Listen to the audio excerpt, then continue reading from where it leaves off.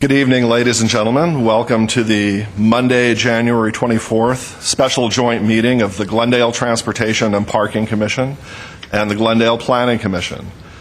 May we have a roll call for the Transportation and Parking Commission, please? Commissioner Fuad? Here. Commissioner Sahakian? Here. Commissioner Yakubian? Here. Commissioner Welch? Here. Chairperson Wiseman? Here. And I guess we need a roll call for the Planning Commission as well. Commissioner Landrigan? Commissioner Lee? Here. Commissioner Sheets? Here. Commissioner Yasayan? Here. Commissioner Kane? Here. Okay, what is next, please? At item 1A is flag salute. Chairperson Wiseman? Please join me in saluting our country's flag.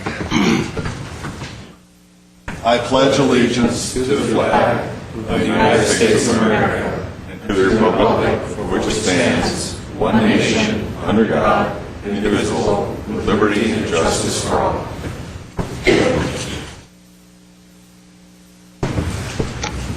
And may we have your report, please? Item 2 is posting of agenda. The agenda for the Monday, January 24th, 2011 special joint meeting of the Glendale Transportation and Parking Commission and Planning Commission was posted by Friday, January 21st, 2011 before 5:30 p.m. on the bulletin board outside of City Hall. Thank you. What is next, please? Item 3 is oral communication.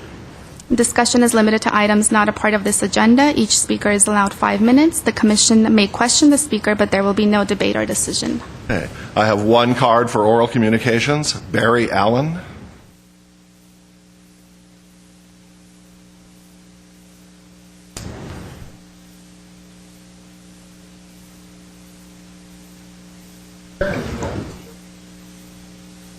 Barry Allen. January 4th, during Wiseman Transport Parking Commission Chair made serious and defamatory. Wiseman publicly accused me of being a liar. Circle section started to show intercepted text. Bias. I'm not sure if he spoke as a city official. If he did, his remarks become an issue of truthfulness, honesty, believability, and integrity in his role as a city official. I certainly did not speak as a person seeking accountable government. I'm flattered that he's a collector and an aficionado of Vanguard memorabilia. For too long, members of the City Council and other commissions read electronic screen messages while agenda issues were being debated. Many people believe that such electronic conversations may include conferences where voting may be arranged or instructions are given on how to respond to speakers. Irrespective of the particular conversation taking place electronically, such closely held communications during open meetings violate the intent of the Brown Act. Mr. Wiseman at the Homeowners Coordinating Council became loud, contentious, and disruptive during a presentation by the editor of the Glendale News Press. Excuse me, can I ask what bearing this has to do on the business of the Transportation and Parking Commission? Yes. It is within the Brown Act for us to talk about the chair. Thank you. No matter how we try to justify the disruption, the abusive language, or the inflammatory rhetoric, Mr. Wiseman's conduct demonstrates a blatant disregard for civil and open dialogue with behavior and attitude unbecoming the chair of a city commission. The problem extends beyond Mr. Wiseman's inability to separate parody and satire from reality. It raises the question of competence in his ability to distinguish fact from fiction, or in his repudiation and lack of support for the authorities who are investigating fraud and abuse within the government of the City of Glendale. I call on Chair Wiseman to offer a public apology to me for his libelous comments, to the press, and to all present at the Homeowners Coordinating Council who were denied the opportunity to have their questions answered on the ongoing investigation of Councilman John Draymond. His conduct is both reprehensible and contrary to the expectations we have official members of the boards and commissions of the city. As such, I'm asking for his resignation as chair and member of the TPC. Commission members must demonstrate a willingness to hold the city government accountable and to support the efforts of law enforcement to root out waste, fraud, and corruption in government. His actions clearly show his unwillingness to serve effectively in the role for which he was chosen as a member of this commission. The ADI case under investigation impacts the TPC directly. ADI was given a variance of at least 40 parking spaces when members of the community came with petitions asking the council to deny the arrangement. Apparently, those community members had come to the parking and transportation staff to have a formal hearing of their concerns and were rebuffed. That was the testimony given at the hearing of July 8th, 2008. Mr. Wiseman has already demonstrated a bias against the ongoing investigation and, as such, is unqualified to serve as chair of the TPC. This body must proceed to remove Mr. Wiseman from this commission. Thank you. I'm Barry Allen. Nobody else wants to speak for oral communication? I'm going to respond very briefly, and you can sit down, Mr. Allen. I don't want there to be any sideshows or distractions for the business of this commission. The subject on which we are meeting here tonight is extremely important. As you all know, Glendale has some serious issues with pedestrian and bicycle safety. That's what we're here to talk about tonight, not my decorum. I have no intention of resigning. I serve at the pleasure of the City Council. If the City Council has a problem with my behavior, either behind this dais or any other location in the city, they can remove me anytime they see fit. And I will just add briefly that getting lectured on decorum by Barry Allen is sort of being lectured on business ethics by Bernie Madoff. May we please proceed with the meeting? What is next? Item 4 is action item. At 4A is report regarding safe and healthy street plan. At 4A1 is motion recommending City Council adoption of the safe and healthy street plan. Chairman? Mr. Chairman? Yes, sorry. If I may just give a brief introduction. Mr. Chairman, Chairman Kane, appreciate both commissions coming together to hear the Safe and Healthy Streets plan that will be presented to both, that is being presented to both commissions. Our goal is to get a recommendation from both commissions as it crosses across the board, not only on transportation issues, but also good planning issues.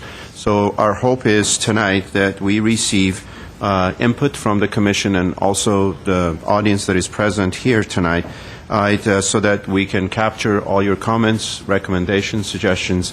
We will take that to the City Council for their final consideration of the Safe and Healthy Streets plan.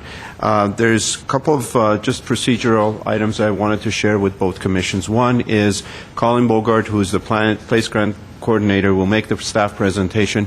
We also have that followed by Kevin Carter, from our engineering division, that we will present a typical safe and healthy street that has currently been designed and will be presented to the City Council to approve in terms of its concept and plans and specification. So we'd like to make that presentation to you, so if you see some of the components of the Safe and Healthy Streets plan that is incorporated in a project that is currently underway. In addition, as part of our normal core of business, we do a lot of the types of things that are currently in the plan as we design new streets, or we're dealing with pedestrian safety, traffic safety, or bicycle safety. In the staff report, there is a motion for both commissions' consideration. We were instructed by City Attorney that we'd like to have two separate motions. Essentially, it's the same motion. We will ask you to take as one motion by the Transportation Parking Commission first, if you would like to recommend the approval of this plan by the City Council, and then we'll take a vote on that, and then we'll have a second motion similar to that by the Planning Commission, and so we were instructed to have two separate motions instead of having one motion, which will not make any difference. Essentially, I think City Attorney feels that's the proper process that we have to follow. At the end of the presentation, if you have any questions, all of our staff from Traffic Engineering, from Planning Department, Community Development, Community Planning, and as well as Parks and Recreation staff, we're all that have been part of a team of staff that are developing this plan, are present, as well as Colin, to answer you any questions you may have. Thank you. With that, I would like to turn over to Colin Bogart to make the staff presentation. Thank you, Mr. Bogdanian. Chairman Weissman, Chairman Kane, Commission members, City staff, good evening. I'd like to start out this evening by giving you just a brief overview of the Safe and Healthy Streets project and how we got to where we are today, if I may, and then I'll get into a brief discussion about the plan itself. The PLACE grant, the PLACE program, is a funded project. It's a grant-funded project from the LA County Department of Public Health. PLACE stands for Policies for Livable, Active Communities and Environments.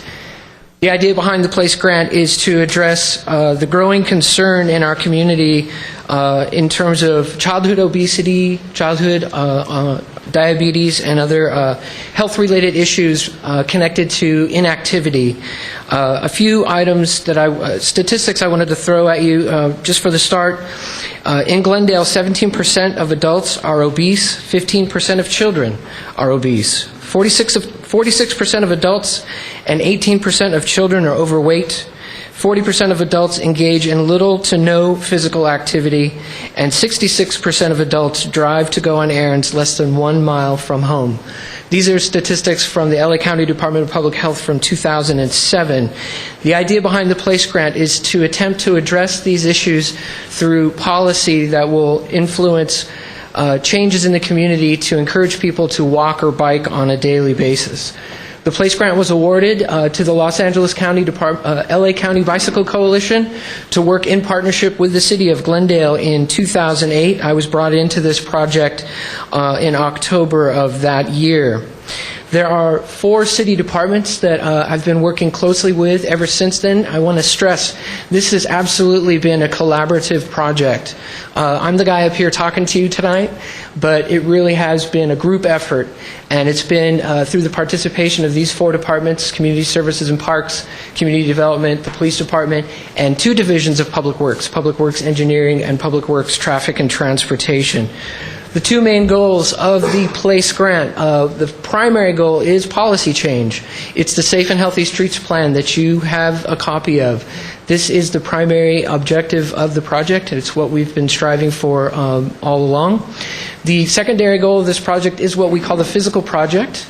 In our case, we're calling it the Riverdale Maple Neighborhood Greenway, and we'll tell you a little bit more about that in a little bit. From the very beginning of this project getting going, we started to do community outreach efforts. This included everything from meeting with existing community groups, tabling. We did events such as a history ride, a history walk. We did several of those. We've participated in Montrose Christmas Parade twice now, and that's been a whole lot of fun, but a great way to attract attention to the project and let people know what we're doing.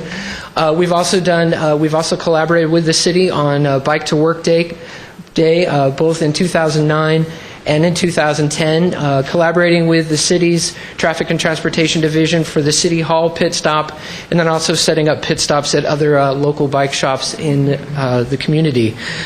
In the fall of 2009, we hosted a series of 5 community meetings in which we asked Glendale residents to come and talk to us about their experiences walking and biking.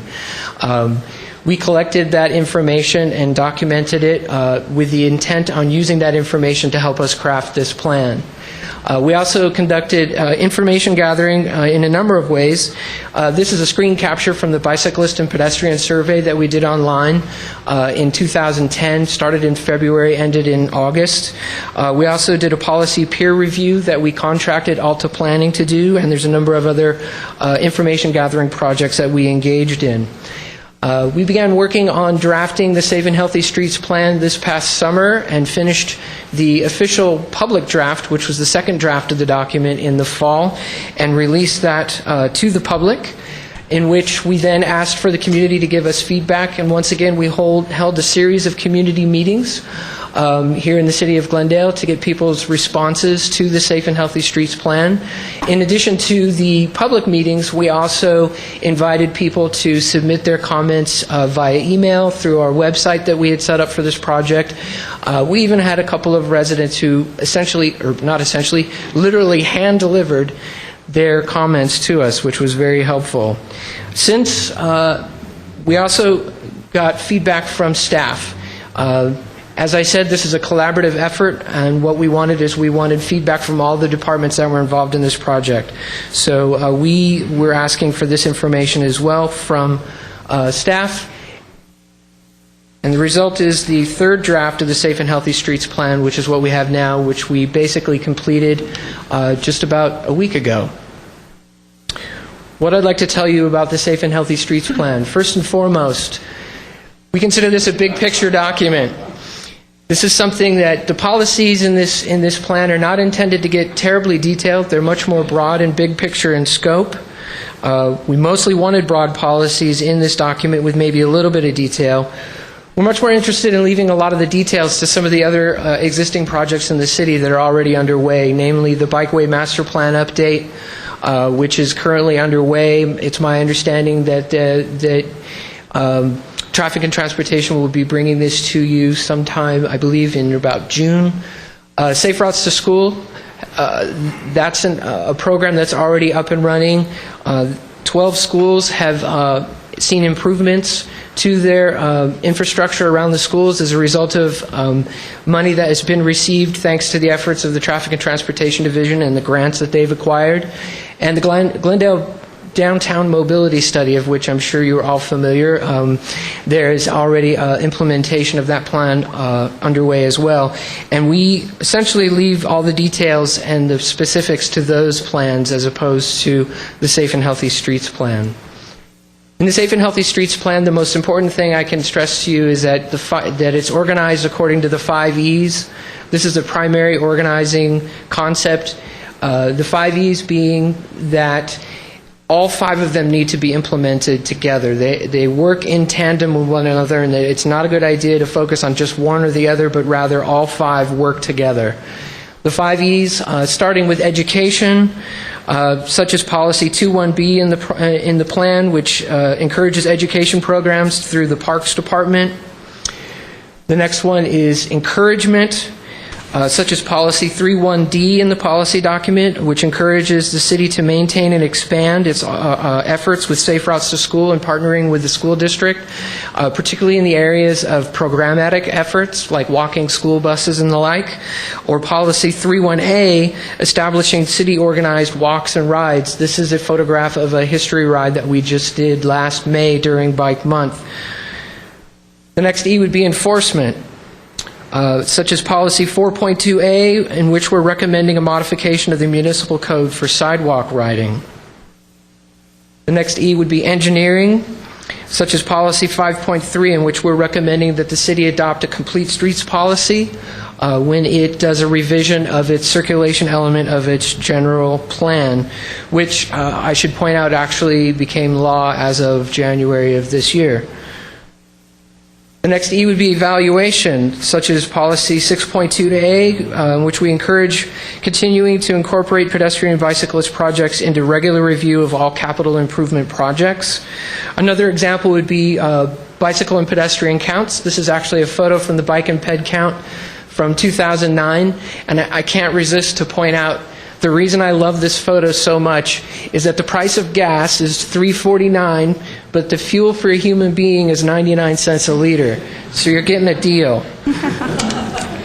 We have additional chapters in the plan. We have a resources and staffing section. We recognize that there's a great deal of resources that are necessary to make this plan happen. For example, Policy 7.2A, in which we recommend a pedestrian and bicyclist advisory committee, and Policy 7.3A, in which we recommend the creation of a pedestrian and bicycle coordinator position for the city. We also included a chapter on funding sources. It's clear that funding is going to be necessary to implement a lot of what we're suggesting in this document. And in fact, there's a lot of grants available and a lot of funding sources available out there. So we put some in the plan. We don't claim that what is in there is everything, but we felt it was important to include a chapter that talked about funding sources for the implementation of this project. And this basically concludes my portion of the presentation. I was going to leave it open. Oh, excuse me, action plan. Pardon me. We also put an action plan in the document in which we divided up the different policies according to immediate, short-term, long-term, and medium-term goals. And that's open for discussion, of course, as well. But we felt it would be a good idea to sort of organize it and figure out a rough implementation schedule.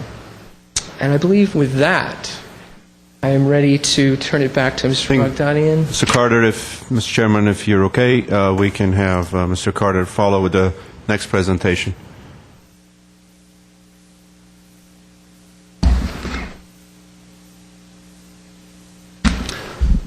Commissioners, thank you for having me. Kevin Carter with the Public Works Department, Engineering Division. As I like to say, we build stuff. The PLACE grant does require a physical project to demonstrate the proposed policies. The initial concept that we submitted in the grant application was a series of exercise loops that would interconnect parks, schools, libraries, shopping areas with other points of interest, and create safe and pleasant routes for people to bike, walk, run, whatever. Our project is the Riverdale Maple Neighborhood Greenway. It is a corridor that extends across the entire width of Glendale in the southern portion. It connects Pacific Park, Maple Park, and Carr Park. Within 5 blocks of this Greenway corridor, there are 9 schools, other parks, the Central Library, a number of good destination locations. The hope is that this could become a spine of a series or a network of greenways throughout the city, the Glendale Greenways. Does that work? That we could then interconnect and overlap with the Bike Master Plan and create a network of routes that anyone could go anywhere in town in a pleasant environment on foot or on bike.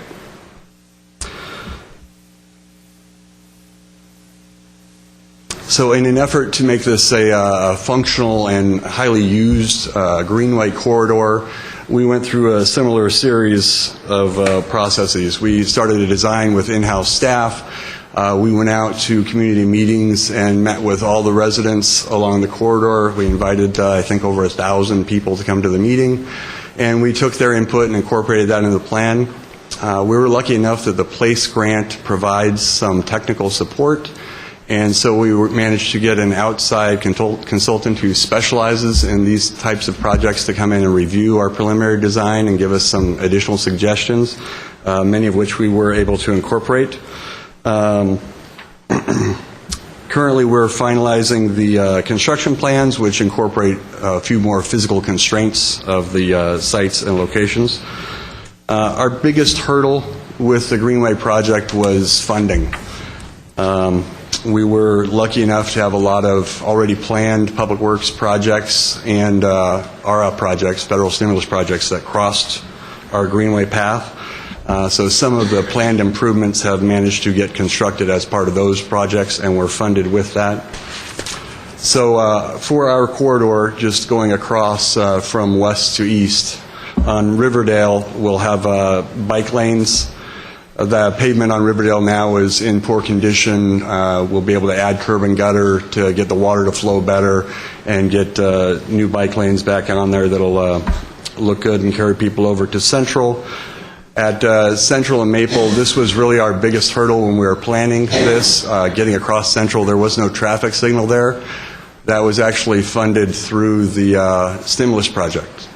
So that was a $300,000 savings right there. You can also see here we've got some curb extensions. Those are very functional in shortening the crossing distance across major streets, as are dual curb ramps. Safest, most direct route across. curb ramps have gotten so wide, it's very difficult to do these, so curb extensions are one of the best places to do that.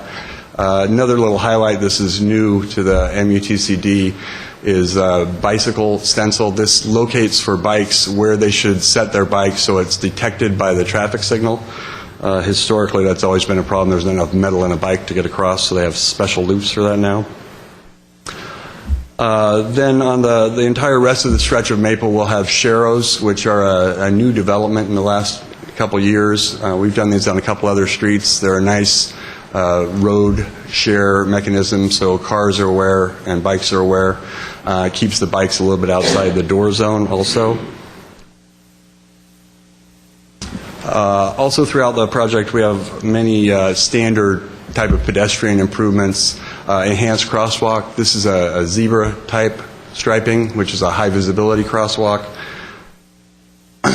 We also at Brand have 2 curb ramps, curb extensions planned there. This one was actually installed by the developer. As part of the project, we'll be doing the one diagonally across the intersection. And then at Chevy Chase and Maple, again, another stimulus project. We were paving Chevy Chase, so we got the curb extensions done there. Our plan is to have 3 roundabouts on Maple over at Wing, Fisher, and Porter, similar to the one that's existing over at Columbus. Again, the Place Grant has a lot of excellent features. We managed to get technical assistance and had the landscaping irrigation designed by a consultant at no charge to the city. That's always nice. I'll just go back to the roundabouts for a second, actually. We met with the fire department out on site here. Maple is not a primary route on their system. We have tried to design these so they could fit a bus, a fire truck, large vehicle motion. In addition, we're making the curbs mountable curb style with a little mow strip, so if fire truck's in a hurry and they have to roll up, they have a little extra space to do that. Street trees, the Place Grant provided $20,000 for the physical project. We used that to plant 94 street trees throughout the corridor. Did that right before Earth Day last year. We have another 20 or so that will go in with this project. That was in April. Another big component is there's some new signage going in, which we're coordinating with the downtown signage that's going in. The Place Grant, again, provided some technical assistance for that, and we have a specialist helping us with that, who happens to be the same consultant who's doing our downtown wayfinding signage. So we're trying to make everything compatible and in the same family of signage. There's 2 types of interpretive signs, these kind of route signs that would go at each of the 3 parks, diagramming the entire route and the points of interest around. And additionally, we'll have educational signs that will describe each of these improvements at the location so people can see it and see what they're supposed to be doing. And then also we'll be adding some wayfinding signage so people along the route can see, oh, this is where I turn to get to the Americana or any other point that they're going to. Overall, it's an interesting concept. These are all things that we've done before. The difference is we're doing them in one place, trying to make it into a corridor that can get used more broadly. We're planning on bringing the project to council in March of this year and hopefully be in construction in May, June.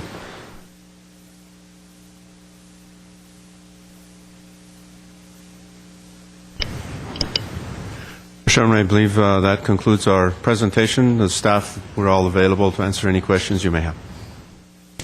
All right. Well, I'll open it up to questions from the commissioners present, and after we've asked our questions, we'll go ahead and go to the public for their comments. So, Are we being asked to opine on the bicycle boulevard tonight, or just the plan aside from that?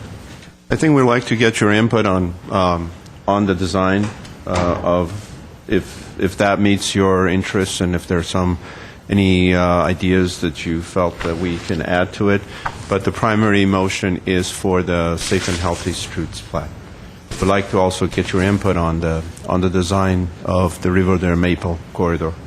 Well, just very quickly, in the bicycle boulevard, did you consider, like as in Long Beach, where you have a green stripe, to really bring out the bike lane? In this location, I don't know that that's necessarily the best choice. There's some other locations that might be better. In Long Beach, for example, it's a pretty high retail kind of environment where you need that extra visibility. I think in this location, sharrows are adequate for that. There's actually a good amount of maintenance required on those because it's pretty solid paint over the whole lane there. So we did think about it at one point, but it's a little further on the back burner at this location.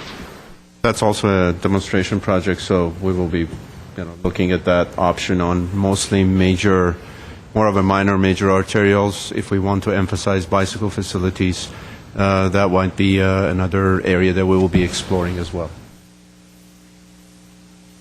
Right. Are there any other questions? Well, seeing none, I guess. Well, let me just. Sorry. Can I just? I participated in some of these meetings, and you and others have done a fabulous job on this, and I Thank you. heartily endorse obviously what's in here, and will lead to complete streets hopefully for Glendale. I don't know. Are people aware what complete streets is? Maybe a brief explanation. Yeah, actually, Sure, you're if you right. have a couple minutes. I didn't explain that. In a nutshell, the concept of a complete street is a street that accommodates all users, whether it be motor vehicle drivers, bicyclists, pedestrians, seniors, children, the disabled, or transit users. And that when a street is designed or redesigned or refurbished, that they take all of these factors into consideration and apply them where they make the most sense. So, for example, you wouldn't necessarily worry about transit users on a residential street where there is no transit line, of course. So it's not like they're forcing that kind of thing to happen. But that's the idea behind a complete streets policy is designing streets to accommodate all users, essentially. Thank you. Okay. Are there any? Mr. Yasayan had a question. Yeah, is there any? Are we doing any as far as looking into ways to connect the bike lanes to our neighboring cities? And one of the things, specifically, sometimes I bike to work. And I work in downtown, or in north of Chinatown. And one of the routes that it goes into Chinatown is taking Verdugo all the way down. And there isn't really any bike lanes on Verdugo. Yeah. And I was wondering if, how do you, as far as go about doing bike lanes and then getting any cooperation with neighboring cities? And is that in any way touched on? It's not really touched on in this plan, actually. I would say it's one of those detail items that we're leaving to the Bikeway Master Plan update. Ryan Snyder, who's the consultant who's been hired, I believe, at this point to do the project, is somebody that I know very well. I've worked with him, and I know he's well aware of the connectivity issues between Glendale and the county or the city of LA or with Burbank. In fact, I know that Mr. Snyder actually did Burbank's previous Bike Master Plan. But I agree with you, it's an important item that has to be taken into consideration. What I can tell you is that between now and the termination of the place grant, I will be promoting and helping to advise, essentially, for the Bike Master Plan update. So I will be one of those voices raising his hand saying, please make sure that you provide that connectivity. I can also tell you that we drafted during the course of this project, because the City of LA was working on its Bike Master Plan update, and in fact they just finished it, and we submitted to them a list of locations that we wanted to advise them to take into consideration to make sure that their revised plan dovetailed correctly with Glendale's Bikeway Master Plan. And it's funny you mentioned Verdugo, because that was on the list. I've ridden that down to Eagle Rock. So I think I know what you're talking main about. Artery down to big commuter. And it would require the City of LA to create a link up to it. But we did send them a letter asking them to take that into consideration when revising their plan. Great. My other question is that in the plan, I think on page 73, you mentioned that encourage tax benefits for bike riders. And I was just wondering what you meant by tax benefits and how that would work. Page 73. Do you have a policy on that? I think that might... Encouragement, 3.1E. Encouragement 3.1E. Encourage tax benefits, yeah. I think it might have... Give me 1 second. The last time.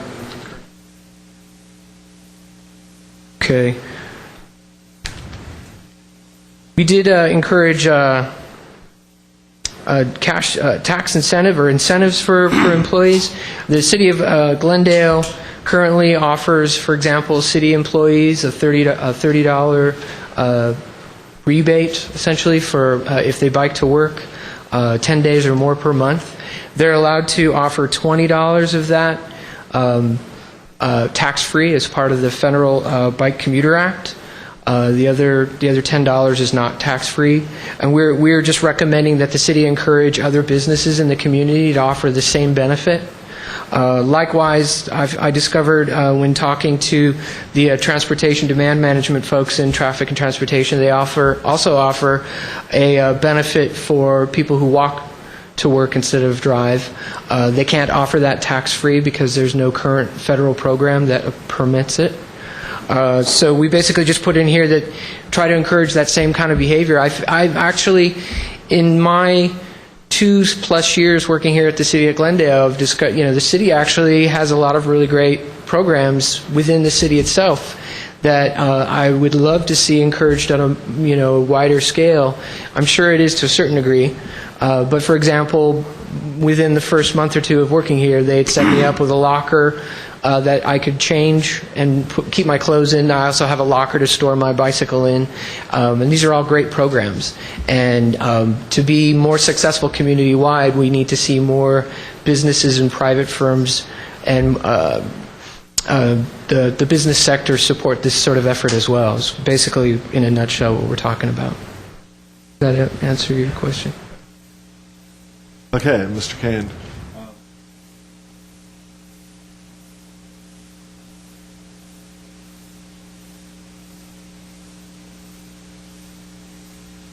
Oh, okay. Clearly, that's in their face of pedestrian safety.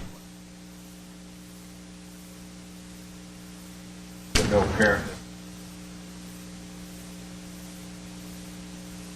Sure.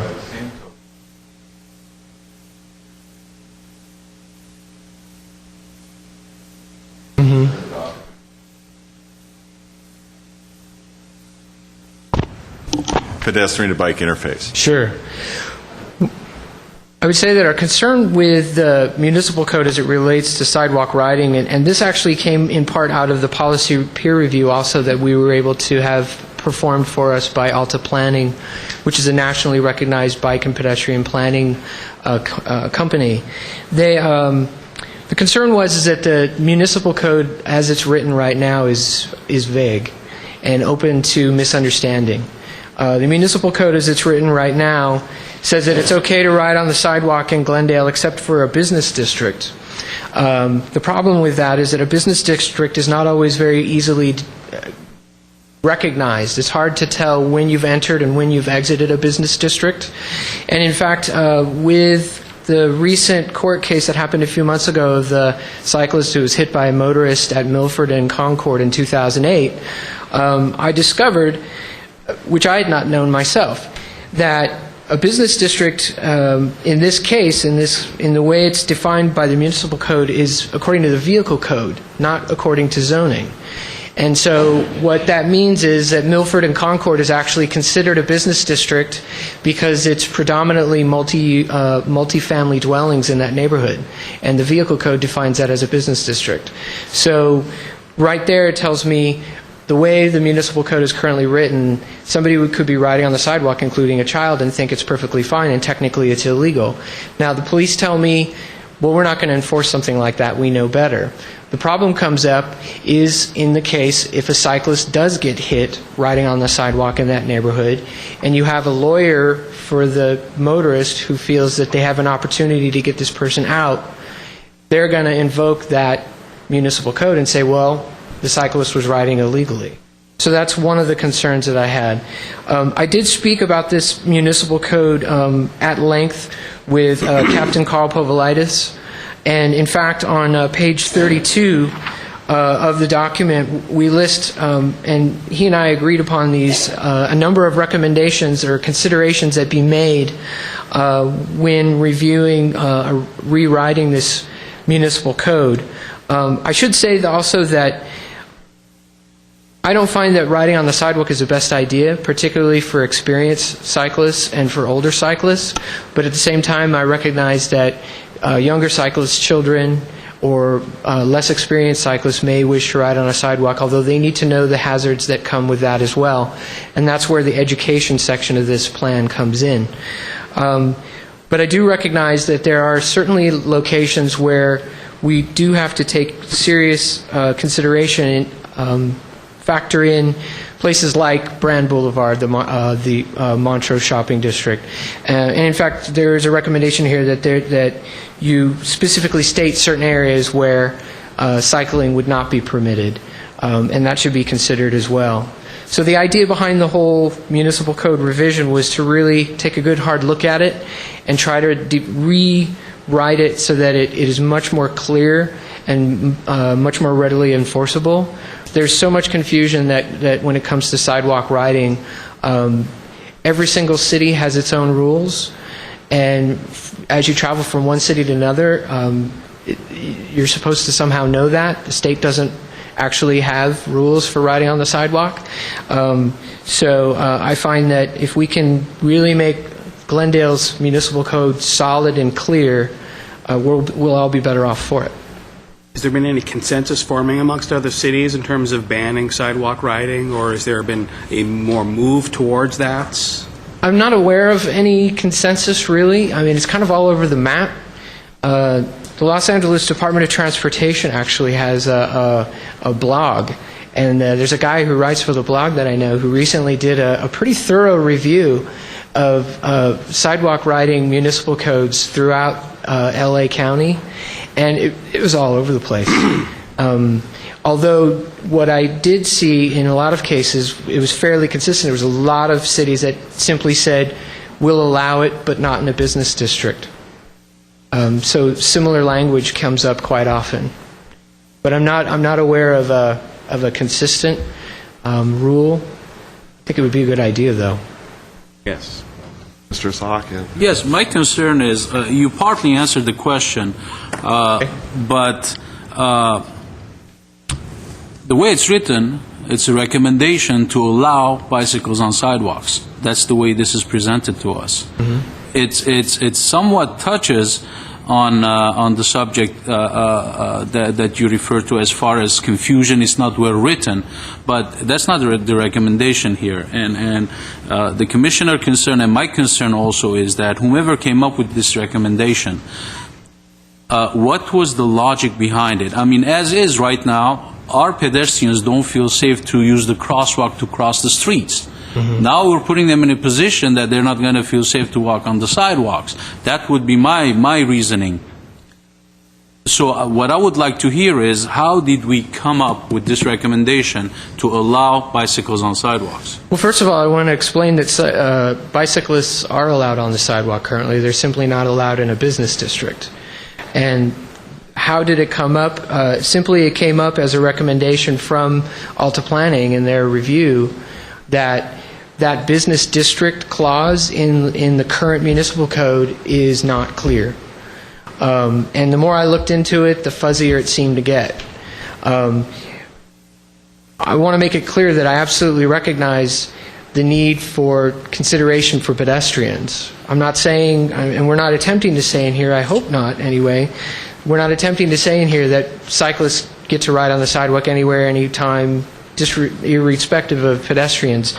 No, pedestrians always have the right-of-way on the sidewalk in the state of California, and bicyclists should always yield. In the city of LA, for example, their municipal code for sidewalk riding is that you're allowed to ride on the sidewalk as long as you don't do so with wanton disregard for pedestrians. Effectively means slow down, yield to the pedestrian. Still a little fuzzy sometimes, but so what we did is when we crafted our initial municipal code recommendation for changing, that's when I submitted this document to Carl Povolitis, and his response was go through this and make a series of recommendations in terms of the things that should be considered and kept in mind, which is what we put in here. So this is still actually open in terms of what the final municipal code would be. I'm simply asking for a little more clarity in the municipal code and recommending that you go in that direction, because my concern is really that in a situation where, the example I gave, we have a cyclist who's riding on the sidewalk, in a residential neighborhood, such as the cyclist who was killed 2008, it would be awful to see that person, that item go to court, and there be somehow a loophole that they got out of it because technically the person was riding on the sidewalk illegally in that neighborhood, even though who would define that as, who would know that that's a business district? I certainly would not have. The concern that I would have, and following up on Commissioner Sahakian, is that it's almost counterintuitive. I mean, if I'm a bicycle rider, I actually feel perfectly safe riding on the street in a residential neighborhood. It's when I get into where there's much more cars in a business district that I might tend to want to ride on the sidewalk. So that's why it's kind of counterintuitive. And this patch of just using zoning as the way to define it, I'm not sure that's any more or less esoteric than, a generic business district designation. So I'd be, frankly, more in favor of just an outright ban on sidewalk riding. I wouldn't recommend that. And the reason, again, being is that for example, if you're dealing with young cyclists, for example, and that's something that could be taken into consideration and it could also be written in the municipal code, is that, and some cities do that. They say, okay, bicycling on a sidewalk is not permitted unless you're under 12 or something like that, to take that into consideration. And I think it's important to take into consideration that there are people who don't feel safe riding on the sidewalk. In fact, that's often why they're riding on the sidewalk, is they don't feel safe riding in the street. But I think it's also important to emphasize that there has to be education involved as well to make sure that those people who are riding on the sidewalk, that they do it in the places where it is legal, for example, in a residential neighborhood where it currently is legal, and I think that makes sense. But we should also be educating them that there's a whole host of hazards that come with riding on the sidewalk that are unique to sidewalk riding that we should also try to incorporate into our education efforts. And again, this goes back to the idea that education ties in with the enforcement. The two don't actually work independently of each other, they work together. No, I think that's an excellent point, and I think if you did something like restrict it to those age, 15 or 12 or younger or something like that, you're doing it in such a way that you can actually tie it to specific education programs that you can generate through the schools. So I'd be okay with something like that. And the recommendation is not necessarily to allow sidewalk riding in a business district such as Brand Boulevard or the Montrose Shopping Park, because the pedestrian volumes are so high there. I don't think it's a good idea to do it there. And so perhaps the way to do it is to call out specific locations in the city in the municipal code where you're not allowed to do it. Or more importantly, I think it'd be wise, not everybody reads the municipal code, to put signs up saying sidewalk riding prohibited. They had City of West Hollywood, for example, on Santa Monica Boulevard, there's a bike lane that runs through there, and I've ridden through there tons of times. And I don't know how many of you have seen it, but it's like every single block, and they're short blocks, every single block in that section, it says sidewalk riding prohibited. So it makes it very clear. And it's even more important to do it there because the bike lanes are already there, and same thing, there's a ton of foot traffic there, and it's not a smart idea to ride along the sidewalk there. You should walk your bike if you're going to walk on the sidewalk. Just very briefly, you know what I would compare it to? Allowing vehicles, motors to use bicycle lanes. Just for the reason you mentioned, inexperienced riders, they should be on the sidewalk, they feel more comfortable. Let's not forget that a bicycle is a vehicle. And if you're inexperienced and you have an 80-year-old elderly walking the sidewalk and you plow into them and they fall and they crack their head, it's a huge liability to the city. So I'm going to go ahead and back it up that bicycles don't belong on sidewalks, period. Not only in central business districts area, everywhere. I mean, when you drive a vehicle, you need to have a license. You train and you educate and you drive, you pass an exam. Same way, a bicycle, I'm not saying you need to take an exam or pass it. You need to be experienced. You need to know how to ride a bicycle before you get out on the street and hopefully not on the sidewalk. That is my logic and my approach. Did you have a question? Thank you for coming tonight, Colin. I have a couple questions. First, I want to say thank you very much for all your effort. I, along with some of my other commissioners, were able to come to your community outreach program, and I'm seeing in the audience many of those familiar faces at those meetings. My first question is, I think, a minor one, but just to be cleared up, the 3.1D, I see that you're specifically singling out the working with or promoting, educating, encouraging the GUSD in the partnership. I'd like to know, is there a reason why maybe not all schools are mentioned, I mean, private schools as well, not just limited to the GUSD, because they also are those stakeholders that you say are interested in the safety of the children. So I'm just curious, would this also be reaching out to all schools, or you're just focusing on? It's a good point. I would say there's no reason why we can't add the private schools into this as well, presuming that the city is prepared to work in partnership with the schools. I'd like to. I personally would like to see just that noted, that this is just it's not just the GUSD, but other private schools who are also very proactive and taking your lead and trying to get principles taken from that to improve the safety of their schools as well. So perhaps a revision in the language that says something just as simple as all schools in Glendale as opposed to the school and district. that, again, that was just a minor thing. Fantastic suggestion. We're always getting recommendations And I'm sorry, of things. I No, you've it's given great. us so much time to comment on the plan, and I'm sorry it's up till now that I mentioned that. The second thing I wanted to touch on is actually a bigger issue, and that is I'd like to have some clarification as to where, if adopted, this plan would fall into the hierarchy of city government. Where, if a coordinator position were to be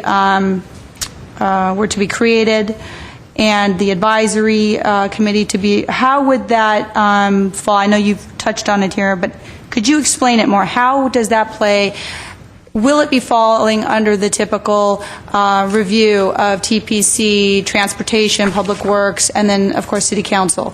I just want to make sure that what is created is, I guess, has checks and balances, so to speak, or can be seen, can go through the Sure. can go through the city. The advisory committee, the way that we drafted it in here is that the advisory committee would be a subcommittee of the Transportation and Parking Commission. But we also included language in there that the advisory committee would include members from the Planning Commission as well as the Parks Commission. And that largely came out of the fact that this has been a collaborative project, and because we're talking about the 5 E's, not everything in here is directly connected to transportation. So it made sense to have people from parks, and it made sense also to have people from planning. We also put in the document that this committee would also consist of community members, that it would have a number of people who are essentially community volunteers, namely people who are interested in cycling and walking and have some knowledge in that area, to also participate in it. And that this entity would actually serve as the liaison, the public liaison between the community and the city, and it would be the place at which bike and pedestrian related issues could be addressed specifically, with no other issues being involved at that time. Basically, the bicycle and pedestrian advisory committees are standing committees that exist in a lot of other cities that have made great strides in terms of their bicycle friendliness and their pedestrian friendliness. And it's one way to help keep that process moving forward, and also keep the dialogue and the discussion open and clear, and give people a chance to voice concerns. But it's also the other way. It's an opportunity, I think, for the city to communicate with the community about what's going on, namely, say, a bike master plan update, for example, or if there's some sort of new project that's being considered. It's a venue to help promote that project. The coordinator position, as we've written it in the document, is currently the bicycle pedestrian coordinator position would fall under traffic and transportation. The thinking behind that was that it primarily, even though we are talking about the 5 E's, a lot of what is going to be fall under the purview of that individual would be connected to projects that go through the Traffic and Transportation Division of the city government. But the coordinator position also, that person is going to do a lot of work with a lot of other departments. The encouragement section would involve people from the Parks Department, people from the Neighborhood Services, which I guess is now part of Parks Department, or Community Service, or it's in Community Development. I'm trying to keep up to speed with all the changes that have been happening. So that position would report primarily, as we've written it, to the Traffic and Transportation Division, but would work very closely with any of the departments that are connected to any one of these 5 E's. I should also mention that we wrote in here a policy that there would be a technical advisory team, which essentially would be the same individuals from the same departments that have been working on the Safe and Healthy Streets project would continue to work together to help ensure that bike and pedestrian projects continue going forward, that the implementation of this plan continues to go forward as well. Okay, let me just follow up. It does. It's very detailed, Colin. You're very knowledgeable on this. I just wanted to just ask you, and as a lay question, or I guess someone who's just like a regular situation. So there's a project, there's a plan, there's an idea. There's an idea to do particular work on a street and make it more bicycle-friendly, create a bike lane of some sort. Taking that idea, how does it work its way through the system? If this is something that comes up, let's say, with the, how does it work? How does that get from an idea in your mind, keeping this all, if it's being implemented, to actual reality in terms of approvals? Well, I would say that if there's a project, a street project, a capital improvement project that the city is getting ready to embark upon, the first thing that would happen, in my mind, would be is that the city staff that are working on the project would check the bicycle master plan, for example, and check to see if that's already a designated route or a place that's designated for some sort of bike facilities. And if it is, then proceed with figuring out how to implement that. I would say that if it is not something, if that particular street is not within the bicycle master plan, for example, then in my mind the process would be that if the city's interested in giving that project a try, they could utilize the committee, the advisory committee, to address that idea to the community, get their feedback, and then obviously they would come back to the Transportation and Parking Commission and the Planning Commission, and then ultimately it would go to council for approval. The other thing I envision, and with the bike pedestrian coordinator position, is sort of along the lines of the experience that I've had, because I'm embedded at the City of Glendale. I have a desk in Public Works Engineering, and one of the advantages of that is that I bump into the guys from Traffic and Transportation or Public Works Engineering in the hallway all the time. And it's not all that uncommon for someone to say, hey, we're looking at this project X, and we're thinking of putting in bike lanes, or we're thinking of putting in sharrows. What do you think of this? And they've been really open and fantastic in giving me an opportunity to provide my input and give them my thoughts on those specific projects. And a lot of some of those projects are the ones that we have on the street in Glendale now. They were part of existing projects that went in with input that I was able to provide, and not to say I was the final decision maker. I wasn't. In any case, I'm always just making the recommendation. But simply by being there and being available to discuss it and answer any questions, it's, I think, invaluable. Mr. Chairman, if I may simply add to, in general, we have Public Works, Traffic Engineering, and Engineering divisions. Anytime we're looking at a street, we're trying to do complete streets. It's the curb and gutter, the pavement, the signing, the striping. And if it is where we can add enhancements such as bumping out the curbs and so on, or add bicycle lanes or improve the signals, we do that as part of our normal engineering process. And we've done many of these projects. Colorado Street, for example, from Glendale Avenue all the way to the 2 freeway was a project initially about 10 years ago was started. We bumped out the curbs. We put in the sidewalks were very narrow where we could. We widened the sidewalks. We put in pedestrian crossings. We improved the lighting at that. That was almost 10 years ago. Hoover Toll Keppel, again, major 3 schools that are there. We've done almost everything that you see in the health and safety plan, where bump outs, medians, crossing guards, signing, widening the sidewalk. So, as part of our regular course of business, we will do that. If there's additional, because there's a lot more interest in bicycling and pedestrian safety, obviously, the team that is here will continue to work together. So we don't want to create more layers of bureaucracy, so to speak, but we want to be able to have a team. We have to have some plans in place, bicycle plans, safe route to school plans that is currently on the way. We have 12 schools already funded through the grants. We will be adding more schools through the process. So it's a collaborative effort, and every single person brings in an expertise to it, and we will be continuing to do that. And trying to address the engineering aspect of safety, because that's his number one. One of our biggest issues as engineers looking at this, is that our streets are safe. The way they're being used makes them unsafe, and that is our biggest problem.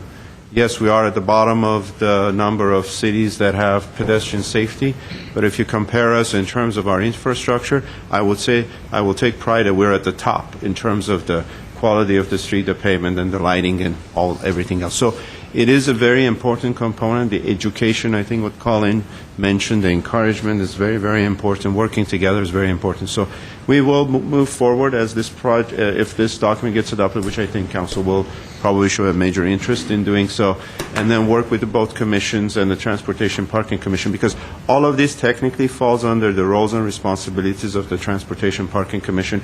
So we like the Commission to take the lead on that. However, we like to have planning commissioners, parks and recreation commissioners, and staff from all the respective divisions to work together to make the best product available for the community. Well, it kind of sounds like you're doing most, if not all, of the things already that are talked about. What I wanted to narrow down a little, if I could ask you, Colin, is that my understanding is the California Complete Streets Act of 2008 requires that cities adopt a policy whenever there's a substantive revision of the circulation element of the general plan. Do we have any information on the scheduling of that event as to when we need to be in compliance with the state law? Laura Stadler, we're planning will. Thank you. Laura Stotler, Principal Planner with the Community Development Department. Chairman, members of the Planning Commission and TPC, right now we're updating our general plan. We are working through a series of community plans. The one we're working on right now is the North Glendale Community Plan, and as part of that we have mobility policies, which include complete streets policies. So the short answer is yes, we are working on it. However, at this time we're working on a community plan, and then that will lead to a subsequent amendment of our actual general plan circulation element. At some point in the future. Exactly. Okay, thank you.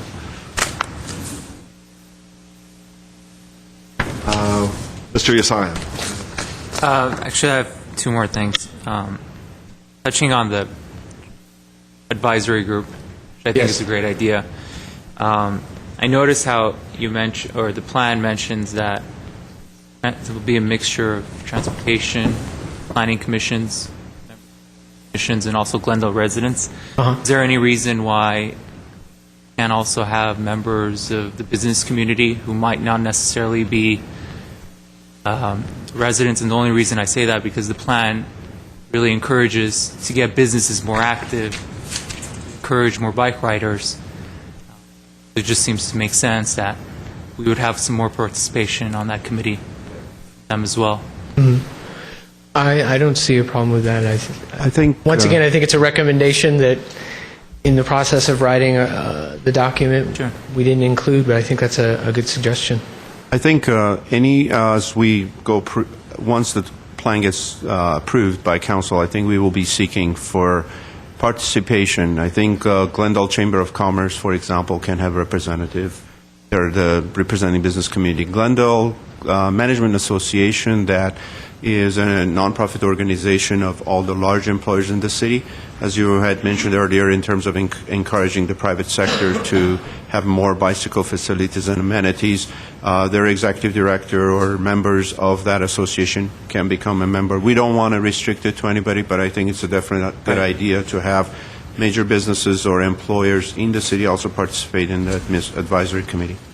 If I may, I'd like to also mention that we have actually had a lot of support from the Downtown Glendale Merchants Association, who've donated items to us as gifts for our volunteers in the past. So they've been super supportive, and I would be remiss if I didn't mention that. But I think it's a good suggestion.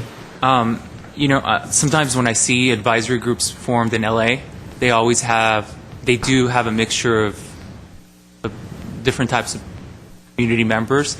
But what they do specifically is also, they say, we have 2 members of the business community, we have 2 members for commissioners, and we have 2 members from different coalitions or residents. Is there any way we can just put that into it so it's not just open to anything, but we actually seek out to have these specific representatives on it? And I think that would help with the 5 E's to get them, so you have, members are kind of... Absolutely. We wrote into it, I believe the way we wrote it is that the specific guidelines in terms of how we're going to populate that committee has yet to be hammered out. We didn't even put in here specifically how many people would be on that commission. I myself have done a little bit of research. There are some guidelines out there in terms of bike and pedestrian advisory committees that work well. For example, City of Seattle has a really good one, and they could serve as I think a tremendous example that we can follow. So there is information out there on advising us on how to build such a committee, and we tried not to get too detailed in the document in terms of how many people there would be, who exactly they'd be. We just kind of wanted to lay down some basics. So my answer to that is yes, absolutely, that the specific guidelines for that should still be figured out. And then just my last point is that I really like the idea of the bike co-ops in the plan, and I hope we actually go forward on that. I didn't see it in the action plan, though, and I was kind of bummed about that. Maybe I just missed it, but I was hoping, would that be something, is there a reason why it can't be more immediate? Looking into the bike co-op? I would say it was probably just embarrassingly an oversight on our part. We will look into that and make sure that we have it in the action plan. I'm glad to hear that you like that idea. We actually I spoke with members of the Community Services Division of the Community Services and Parks Department about that idea quite some time ago, and they really lit up when they heard of this idea of basically teaching kids in their youth program how to fix their own bikes and how to fix bikes, and that could lead to really positive things down the road. But it is something that shouldn't be too hard to do. I mean, there's bike co-ops popping up all over the place throughout LA County. The Bicycle Coalition is partnered right now on another project, which is also funded by the LA County Department of Public Health through a federal grant, in which we're getting multiple bike co-ops throughout LA County to work together to fix old bikes and then distribute them to communities where people don't necessarily or aren't able to afford to buy bicycles, so that they can have bicycles to use and get some exercise and enjoy the ability to ride. Are there any other questions? All right, then. I would like to, at this point, open the public hearing. We have a number of people that want to speak tonight, so I'd like to ask you, if possible, to restrict your time to 3 minutes. And my apologies in advance if I mangle your name here when I'm calling people up to speak. And when you come up, could you please state your name and where you live for the record? The first speaker is Gail Haberman. Hi, I'm sorry, I don't live in Glendale. I'm from the Los Angeles County Department of Public Health, and we're the entity that made the grant to the Los Angeles County Bicycle Coalition in 2008 to work in partnership with the city to develop this plan. So on behalf of public health, I'd like to thank you, the city, for all the time that you've invested in developing this plan, as well as your phenomenal city staff and the staff of the Bicycle Coalition, namely Colin. Much of the funding, as you know, was used to do comprehensive outreach to the community, not only the community meetings and the walks and the group bike rides, but Colin did extensive outreach to probably 40 or more, maybe he knows the number, but a lot of organizations that maybe couldn't come to a public meeting, but whose input is integrated in some way in this plan or reflected. There's substantial evidence that when you redesign streets to make them safe for cyclists and pedestrians, people actually will get out of their cars and walk and bike more. The CDC, the Centers for Disease Control, the mothership for public health, as well as the Institutes of Medicine, are urging public health agencies all over the country to work with municipalities because you control land use. We don't in public health, so we're dependent on you to make these changes.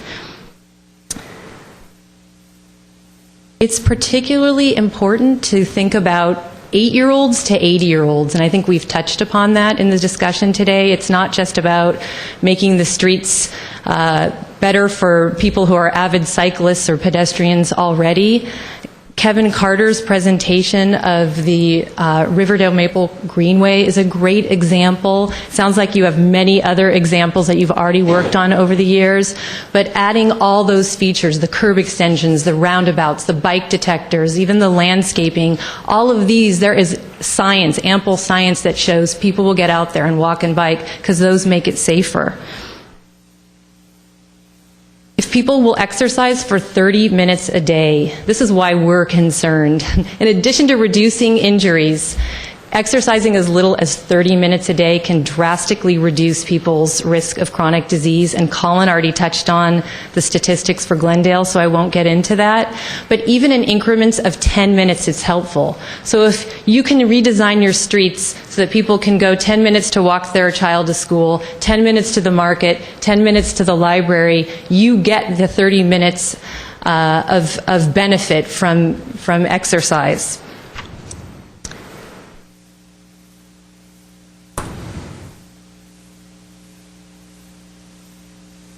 Lastly, I just want to say that what we haven't gone into tonight so much is that traffic calming is an important best practice for everyone to think about. Many of the features that are in the Riverdale Maple corridor and many of the policies in the Safe and Healthy Streets Plan touch upon the need to actually calm traffic.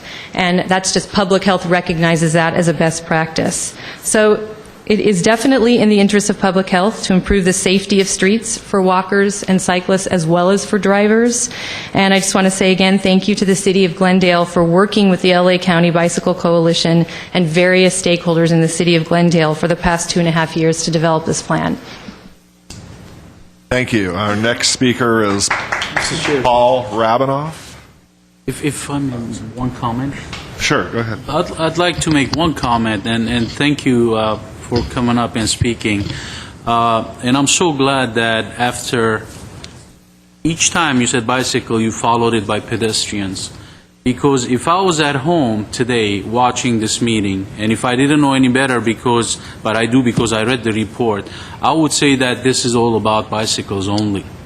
But it's not. That is not just the focus, and we shouldn't lose that focus. It's about pedestrians and bicycle safety.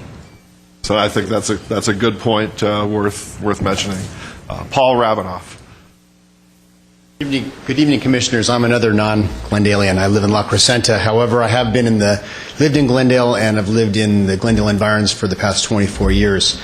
I presently represent the community of La Crescenta to the Santa Monica Mountains Conservancy, serve on the Crescenta Valley Town Council's Trail Committee and the Ad Hoc Bicycle Committee, and through those efforts have worked with the county and with the town council on developing the bike lanes along Foothill Boulevard, as well as the development of a network of hiking trails, which will ultimately, hopefully, link up with Duke Majan Park. I'm here to give my unqualified support to the plan. I believe that it will provide the City of Glendale with a framework on which to continue to work on improving the general quality of life in the area. The city has made tremendous strides in there, and one of these issues, which has been well publicized, obviously, are the concerns regarding traffic and safety. One of the things that I'd like to make sure is stressed in this has to do with the connectivity that Mr. Yasanian referenced and also Ms. Yakubian spoke about. We have an additional tangle in this entire effort in terms of the viability of getting kids to walk to school and ride bikes to school in the Crescenta Valley, which is that a number of the Glendale Unified School District schools, as well as the private schools, are not within the City of Glendale. And I just want to make sure that this document stresses the need to work with other agencies and municipalities to ensure that these sorts of efforts are worked in a collaborative effort, make sure that the county does what it needs to do to make sure that the streets in the county also function in a way that, again, kids can walk to school safely or ride their bikes. So thank you very much.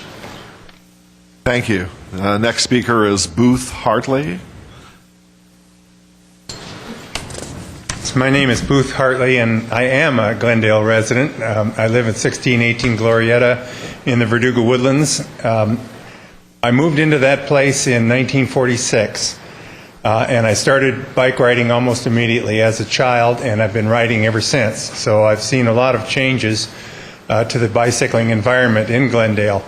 A couple of negative things happened over the years that disappointed me with Glendale's attitude. There used to be a bike route from Spar Heights down Verdugo Road and behind the Civic, and it fell into disuse and basically was, I would say, abandoned, but maybe there was actually a little more active turning of it off, in that they erected barriers and things behind the Civic Auditorium so that we no longer could use the city bike path.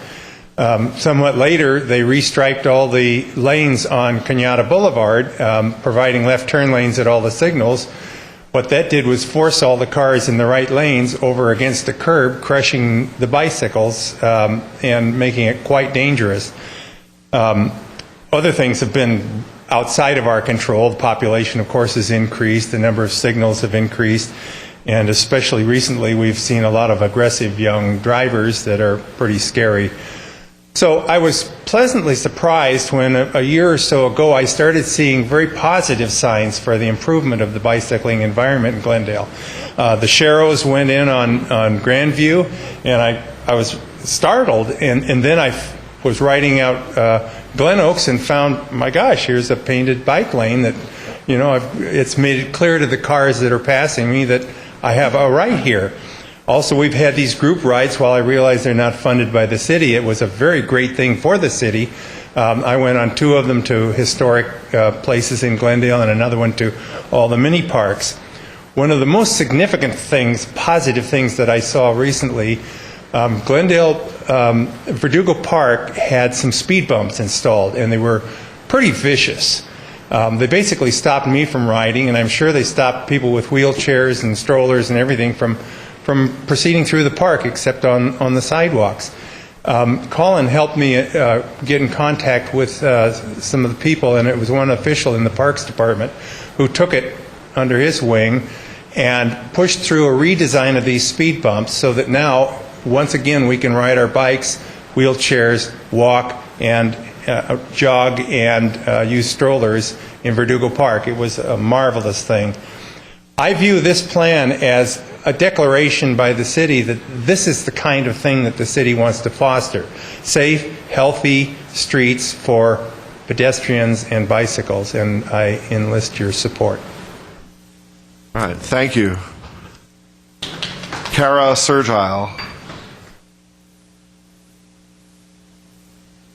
Good Good evening, chairpersons and commissioner. Nice to see you guys. Happy New Year. I'm Kara Sergio. I'm a resident of Glendale and a mother of 2 little girls. I'm here as a concerned parent and as the parent organizer of our Safe Routes to School programs here in Glendale. I wholly support the Safe and Healthy Streets plan. This plan demonstrates a citywide collaborative effort and commitment to improving the health and safety of the residents of Glendale. Specifically, by educating and encouraging our children to walk and bicycle safely, we are building a better future for our city. I encourage you to adopt this plan. Thank you. Thank you. Natalie Winiarski.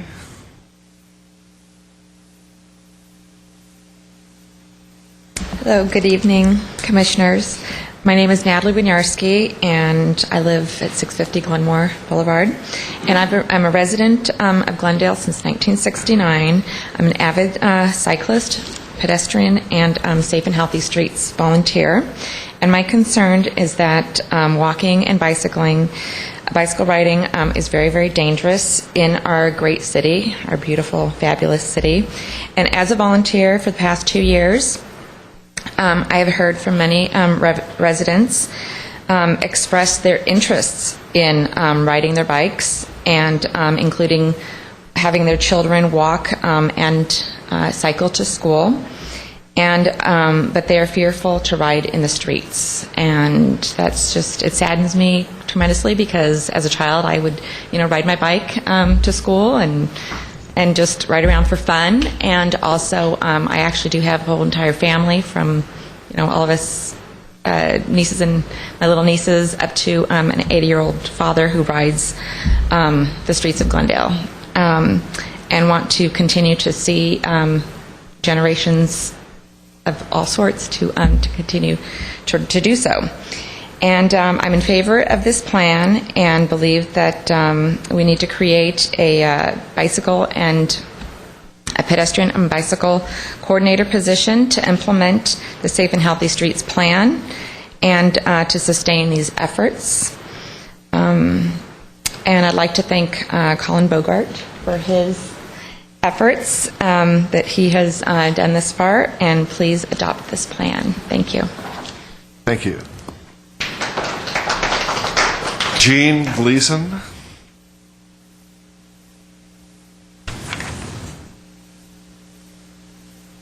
Good evening, commissioners and chairman.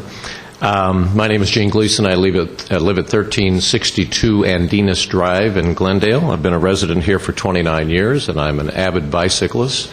Been riding for many, many years, and I fully support the plan.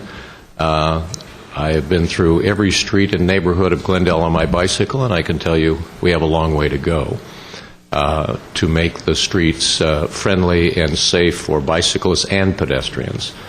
I'll use a little aside because I think the history tells a lot about our communities.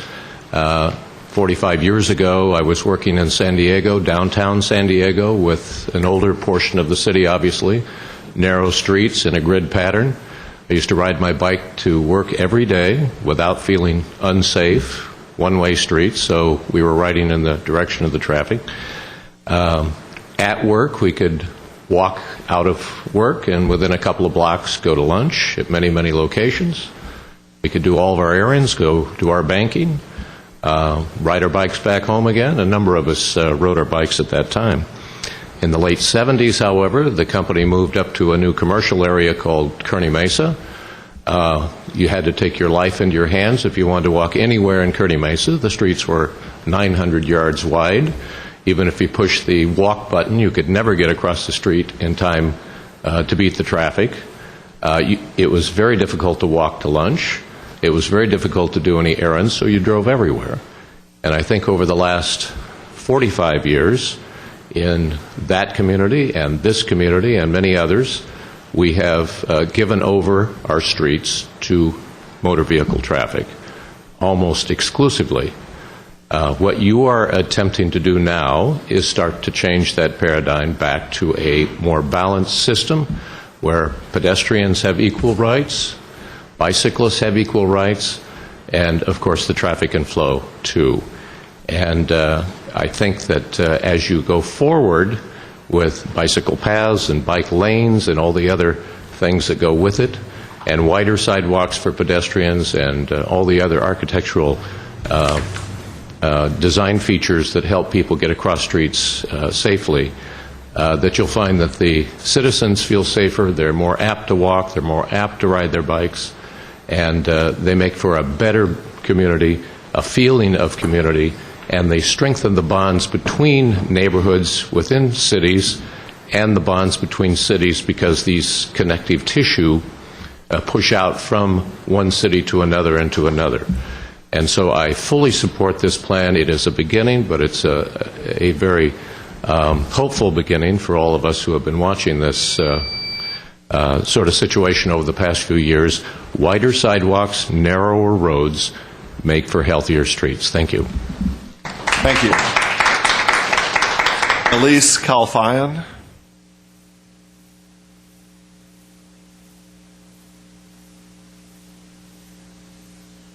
Good evening, Commissioners. My name is Elise Kalfayan, and I'm a resident of Glendale, and I have been pleased to work with Colin Bogart and with the Glendale community on this Safe and Healthy Streets plan.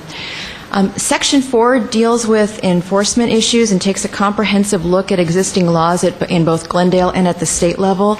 And I'd like to commend two plan suggestions specifically, and Commissioner Sahakian, you talked about emphasizing pedestrian as well as bicycle safety.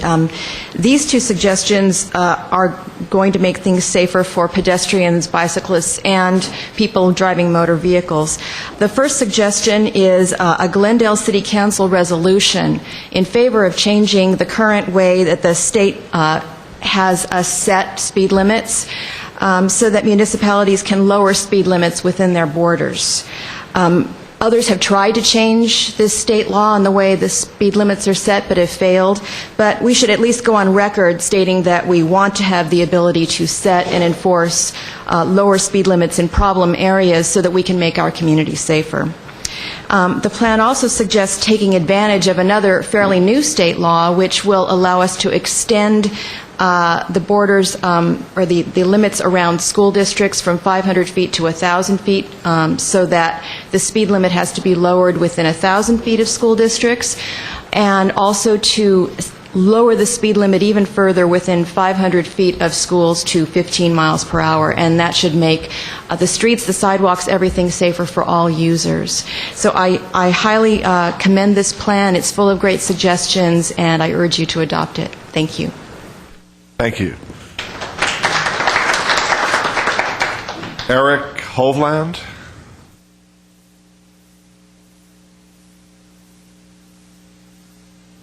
Thank you, Commissioners, for giving me the opportunity to speak.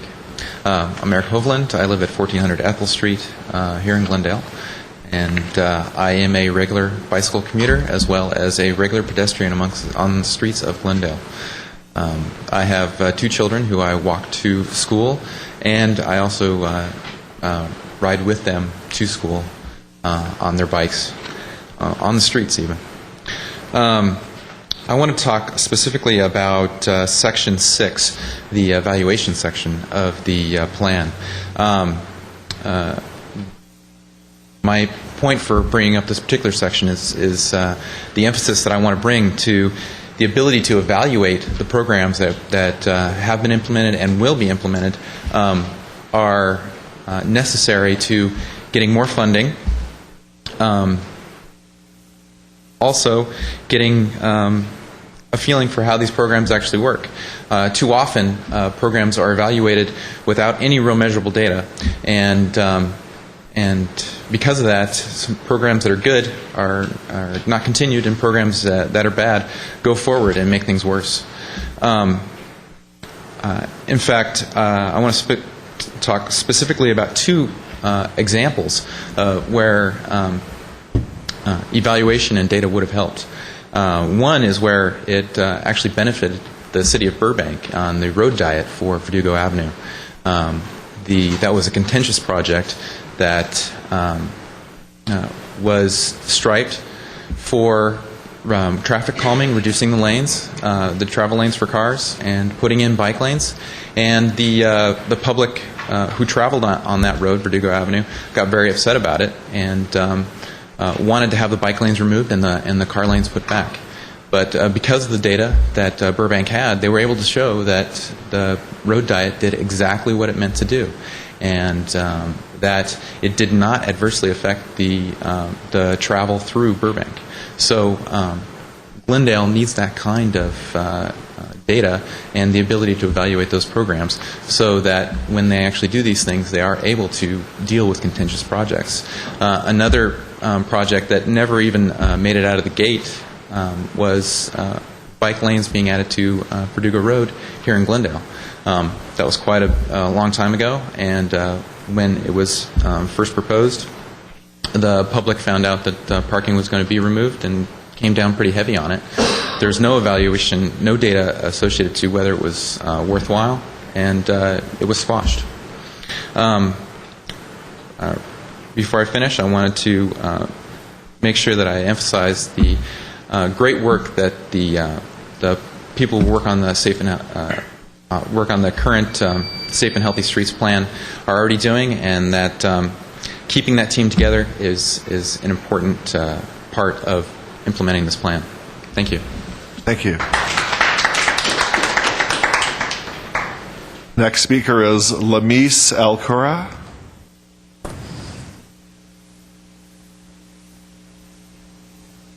Good evening, Commissioners. My name is Lamis El-Khura. I'm at 321 Cameron Place here in Glendale. I'm here with my fellow community members to support the Safe and Healthy Streets Plan, and in particular the adoption of a complete streets policy that would guide the city to create more balanced streets to accommodate all users as they make improvements to existing streets. I have been a resident for the city for approximately 3 years. I'm also a city planner and designer, so this is kind of my area of work. And one thing that I love about the city of Glendale and I love about being here is the fact that it's a really complete city. It's got a variety of land uses. You have the single-family neighborhoods, and you have the denser multifamily areas, and then you have a very great, vibrant urban core. And then most of all, most neighborhoods have a mix of all these different kinds of uses. I also really love the wonderful diversity of the city of Glendale, both ethnic and economic and also age. Just seeing families and elderly people and all those kinds of people mixing together. And so because our city is so diverse in terms of land use and population, our streets really need to reflect this. We need to have streets that are not just single use, but oriented towards multiple uses, towards cyclists, transit riders, pedestrians, drivers, and people of all abilities and age groups. A complete streets policy would support populations that are using alternative means of getting around the city, whether for financial or physical reasons or based on cultural habits or health goals. In particular, designing complete streets for Glendale is of particular importance for the elderly population. I've heard a statistic, I believe this is for the city of Los Angeles, but 90% of seniors are still driving, whether or not they're able to. They still have their license. But 50% of seniors are also afraid to cross the street in front of their own house. This is quite an alarming statistic, and it would be great to see Glendale defy this number and have seniors really be able to enjoy the streets that they live in front of, and really be able to walk in their neighborhood. And I also want to just note that streets designed for seniors and or disabled people are by default and automatically safer and more comfortable for kids and any other of the rest of the general able-bodied population. So if you start there, you're already on a good track. Thank you. Thank you. And our last speaker is Rai. I don't want to mangle your last name, so I'll just let you do it. All right, it doesn't make any sense. My name is Rai Berg. I live at 4120 Rincon Avenue in Montrose. And I just wanted to come tonight and voice my support for this plan for a number of reasons. The focus on complete streets is really important to me. I know a lot of people have already touched on this. Being a community member in Montrose, I have the benefit of what is pretty much an example of a complete street. The traffic calming up there is amazing. Anytime I go down to the Montrose Shopping Center, there's people on the sidewalks, there's people eating out in front of the restaurants. It's busy, and the cars are driving slow. So I love going there. I'm sorry about my kind of bedraggled look tonight, but I'm also a bicycle commuter. My commute starts in Montrose, and I ride to downtown LA 2 or 3 times a week. So the emphasis on connectivity to me in bike plans is really important because I cross all of Glendale and then I go through a lot of LA. And the last thing that I want to talk about is the kind of encouragement for bikes and pedestrians to be included in all projects. And this does not just mean city streets, but this also means new development projects. I'm currently an intern with the City of Los Angeles in their planning department, and as part of my graduate studies at UCLA, I'm helping the planning department rewrite their bicycle parking code. No offense, but I've looked at your code, and it's not much better than the old Los Angeles code, so it might be something you want to look into. When you're done, you could give us a copy of that. I'd be happy to send it to you. Hopefully we'll come up with something good, but bike parking is cheap. I went to the Vons up on Verdugo Hill. I had to pester him for about 3 months, but I finally got him to install a rack.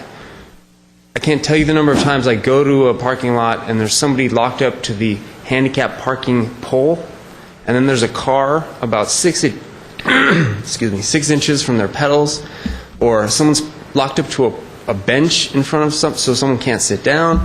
You have to lock up to trees. It's just, and bike parking's cheap. A rack is $80. You know, that's a Christmas present for someone.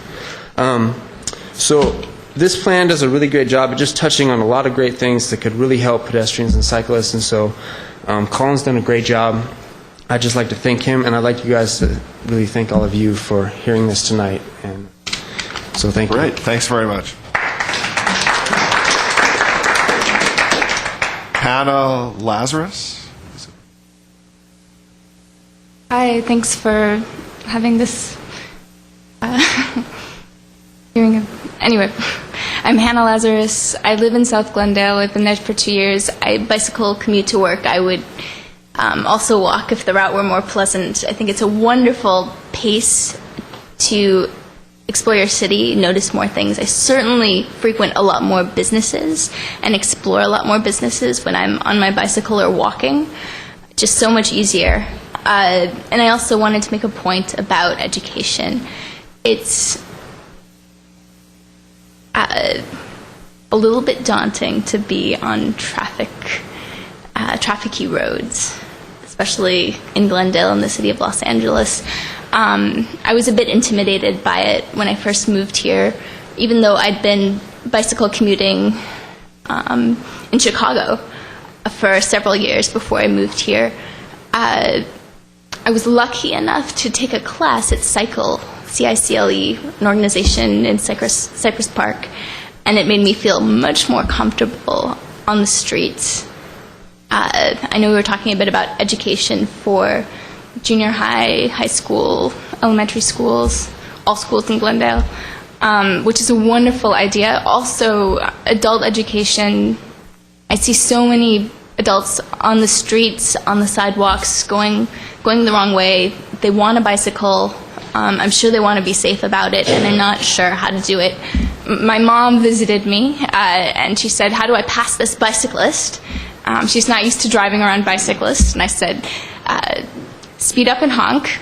She thought I was being serious. I corrected her before she did it. But I think that both drivers and bicyclists can really benefit from education. It helps with bicycle pedestrian interactions as well, as Mr. Sahakian pointed out. It's really a worthwhile thing. Thanks. Thank you. I have no more speaker cards. Is there anybody else in the audience that wishes to make any comments on tonight's agenda item? Mr. Chairman, I'm struck by our articulate and heartfelt speakers tonight, how much, or really a lot of what they're saying is talking about community and people, and I think that's what this plan encourages, so it's fantastic. Yeah, great. Thank you. With that, I will close the public hearing, and I guess we can have our discussion. Who would like to start? Which end? Planning Ready Commission. for the planning commission. All right, you're in the hot seat, Mr. Rios. All right. Well, I definitely am really happy to see a plan like this happen in Glendale, and I'm a big supporter of it. Looking at the action plan, the implementation of it, I keep wanting time frame to be sooner rather than later. That's one reason I brought up the co-op thing, and I really hope we go after that. There are a lot of things I'm happy about this plan. Another big thing I'm happy about it is the mountain biking. It wasn't mentioned now, but today, but I'm happy that it's addressed in the plan. And I wasn't aware actually that we have so many opportunities for mountain biking around Glendale. I only know about hiking trails, but that's really great, and I hope that explore those options even more. One thing I really like to emphasize, and I wish it was also in the plan, as part of the plan too, that there are a lot of benefits to this that you guys have mentioned. But another big benefit to all this, I think, is just the competitiveness in Glendale, and as far as being more attractive to residents, future residents, and businesses. I think more and more cities are trying to find ways to attract those types of groups, and I think having more of a vibrant and active lifestyle, creating those opportunities in Glendale allows for the city to be even more competitive for establishing even a younger residency base in Glendale, which I think a lot of people we don't see as much today.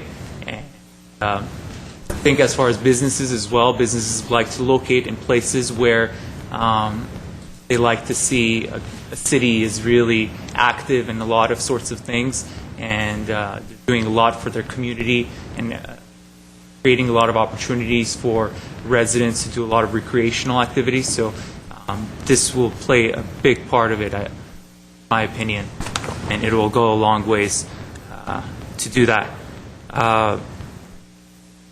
Couple of just minor points that I just want to touch up on that I didn't see in the plan, but I would like it to be addressed in some way sometime, is I know the plan mentioned as far as street grates and for bikers to be, I'm sorry, let me get back up, for new capital improvements, to be more aware of incorporating more bike-friendly amenities or streets around new capital improvements.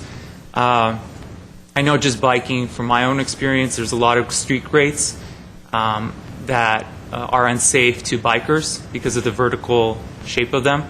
And I'm happy it was mentioned in the capital improvements section of it, but I hope it's just as far as a broader picture in the plan, that just street grates are addressed and analyzed in the cities to make them more bike-friendly for bikers.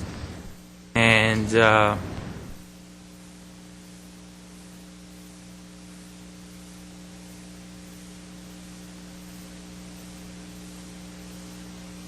I think just the other point I would like to emphasize too is just to touch up on Mr. Sahakian's point about pedestrians, and shouldn't forget that this plan isn't just for bikes, but it is also for pedestrians.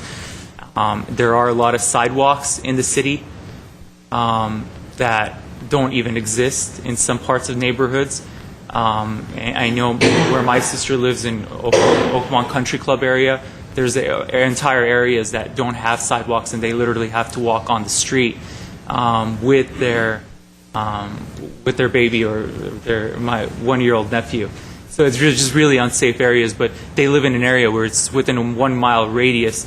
They have a park and stores and a bunch of other things And so I just want to emphasize that how important it is to just look at creating sidewalks for places that don't even have it.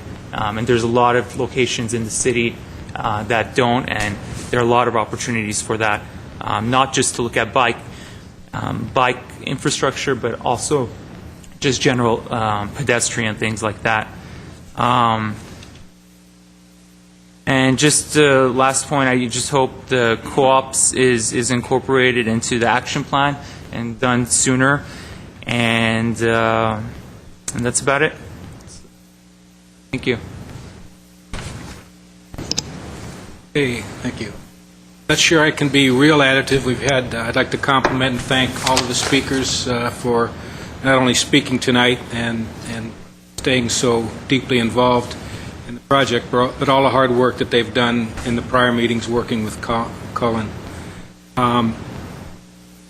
This is a lot of hard work. I'd like to thank the staff putting all the effort in for coordinating it. It's a great job. Having said that, I just want to mention and warn or at least emphasize the work's just beginning. Been in Glendale since 1952, and I can relate to what the one speaker said about being able to ride. A lot's changed in this city. There are a lot of people that don't understand what changes need to occur, so we need to be considerate of them, and that's going to be part of the task ahead of us. And that's why I think so strongly that the advisory committee and the coordinator position are so important to make this process successful and allow it to grow and change and become integrated with the community. Because I think the critical parts of this process and this great plan will be to audit, evaluate, and upgrade what we do. There's a lot of detail in it now. There's going to be more detail, but what's going to be important is what things aren't going to work. How are we going to fix them? But I'm sure you've considered that. You know that's an important part of the plan, but I'm pleased to see what you've done. I'm excited about where we're going with this plan, and I'd like to thank you very much. I think it's a great plan. Okay, well, obviously, staff and everyone that's been involved put forward a tremendous effort. I think this is a very easy thing to support. Clearly, there are energized members of the community that support it. I think it's forward-looking. I think it's a realistic look. It's not force-feeding anybody anything. It's creating a backbone. It's just a series of positive steps, and just to reiterate, a very easy plan to support.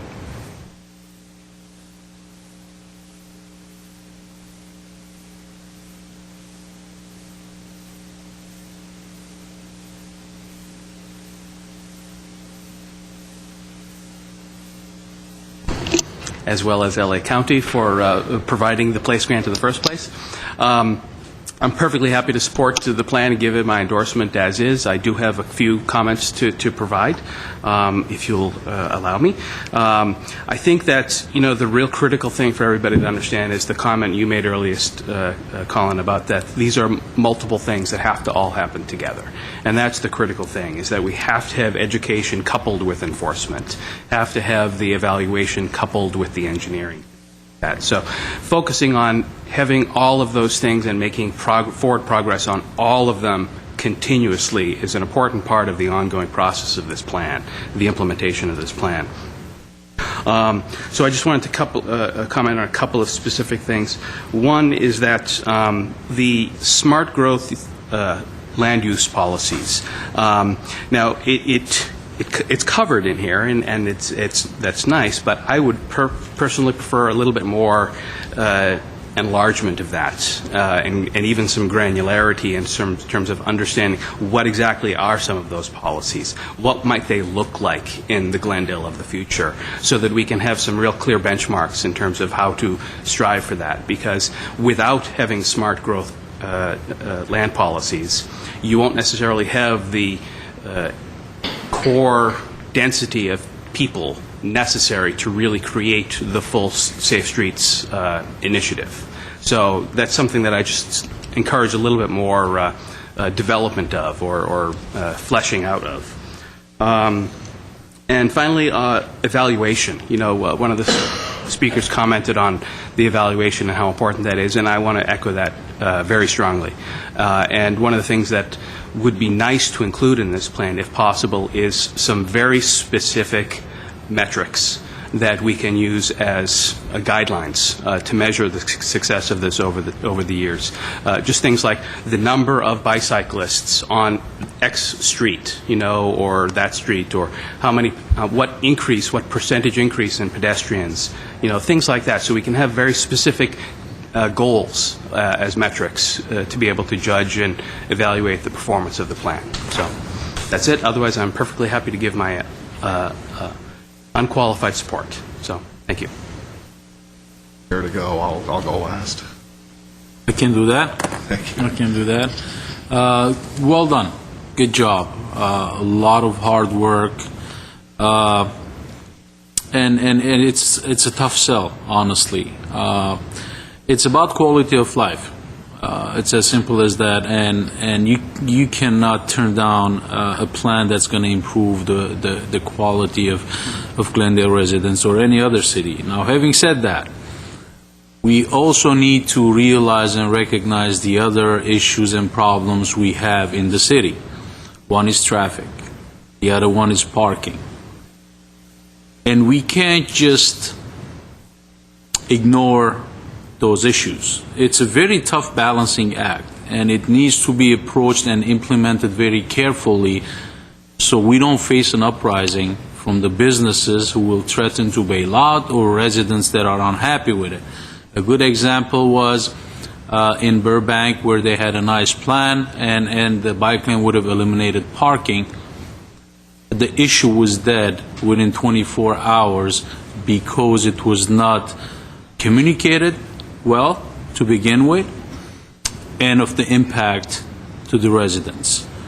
As an example, I've seen in some cities where they installed bike lanes, parking was eliminated, parking shifted to the residential neighborhoods, preferential parking became a problem.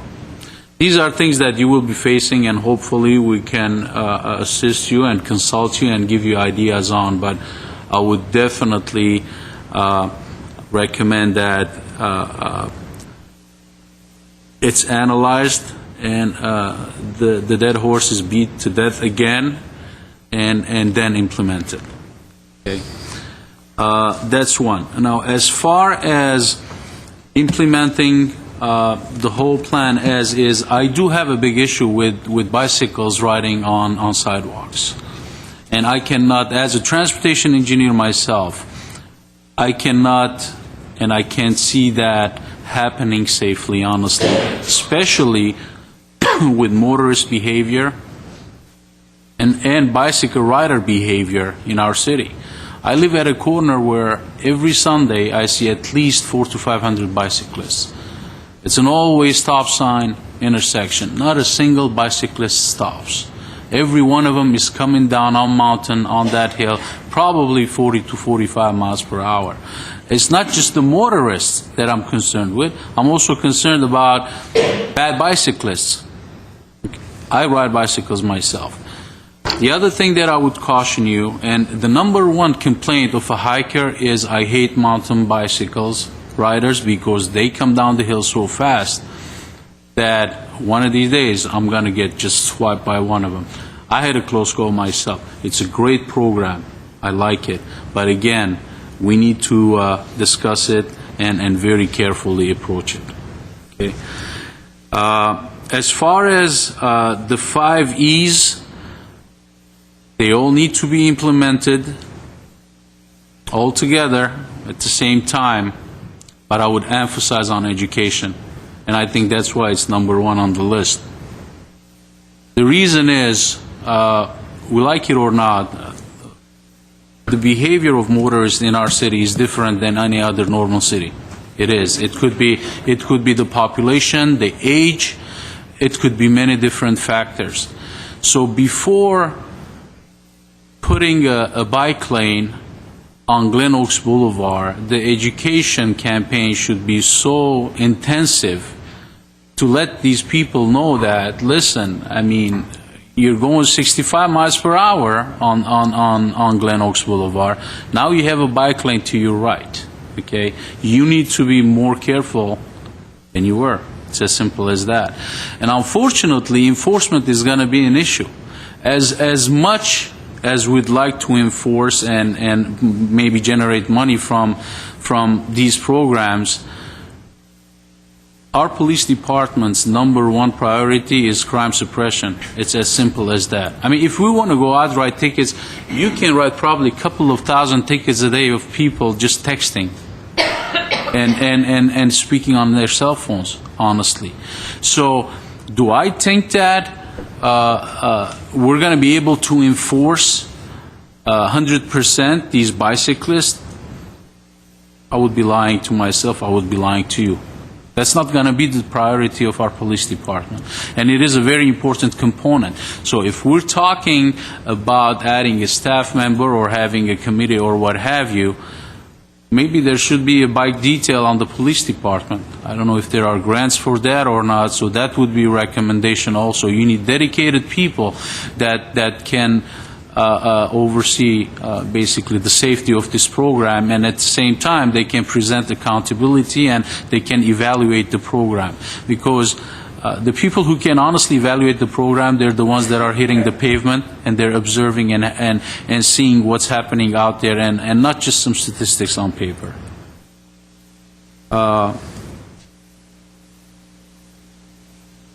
I'm going to end it with that. I would support it with the exception of the riding the sidewalk issue. As far as the 85th percentile, prima facie speed limit, what have you, I'm not going to even get into that because I'm an engineer myself, but good luck on that.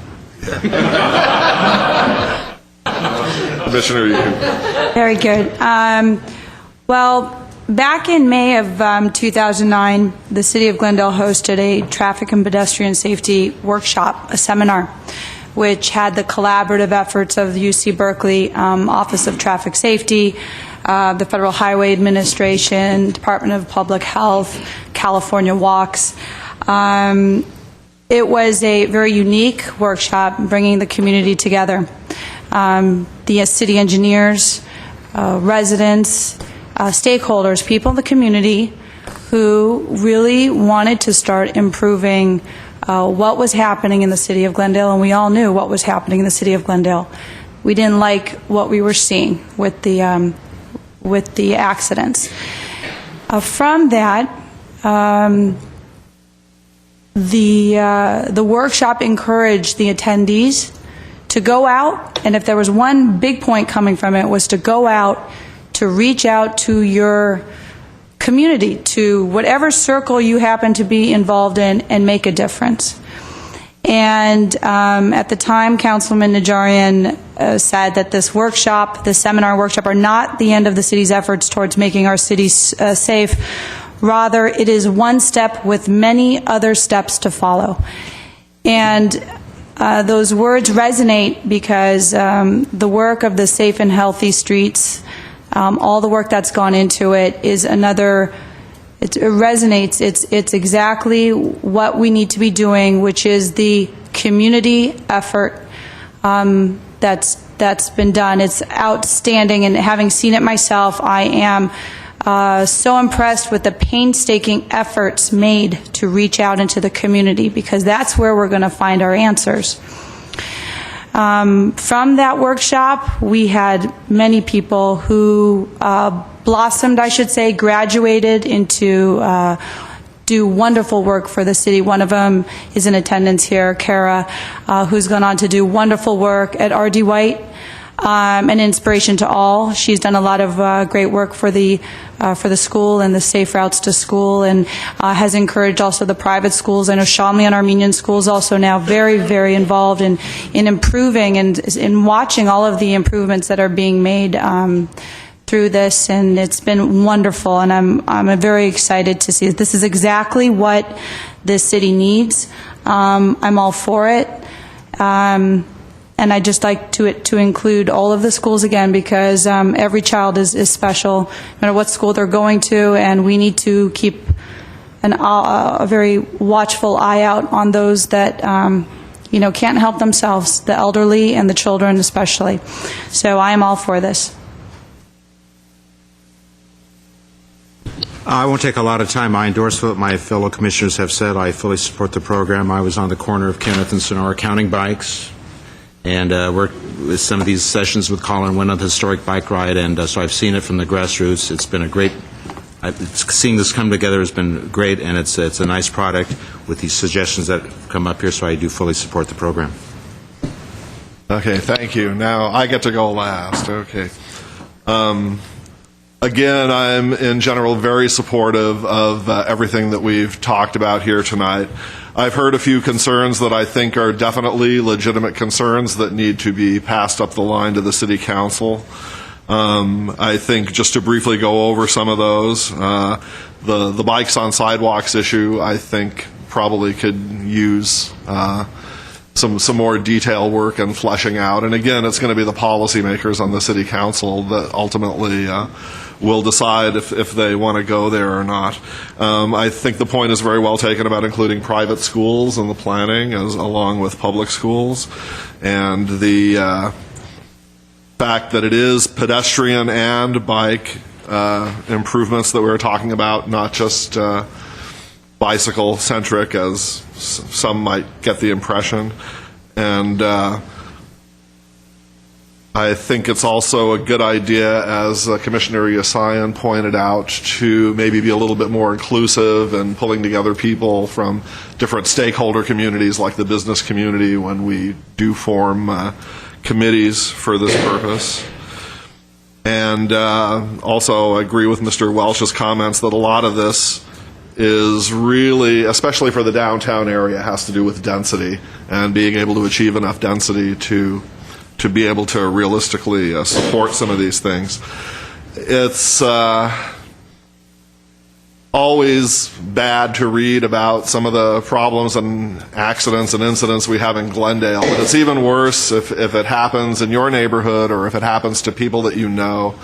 Last summer, my friend Marcel, who was in a wheelchair, was struck by a hit-and-run SUV trying to cross the intersection of, I believe it was California and Kenwood.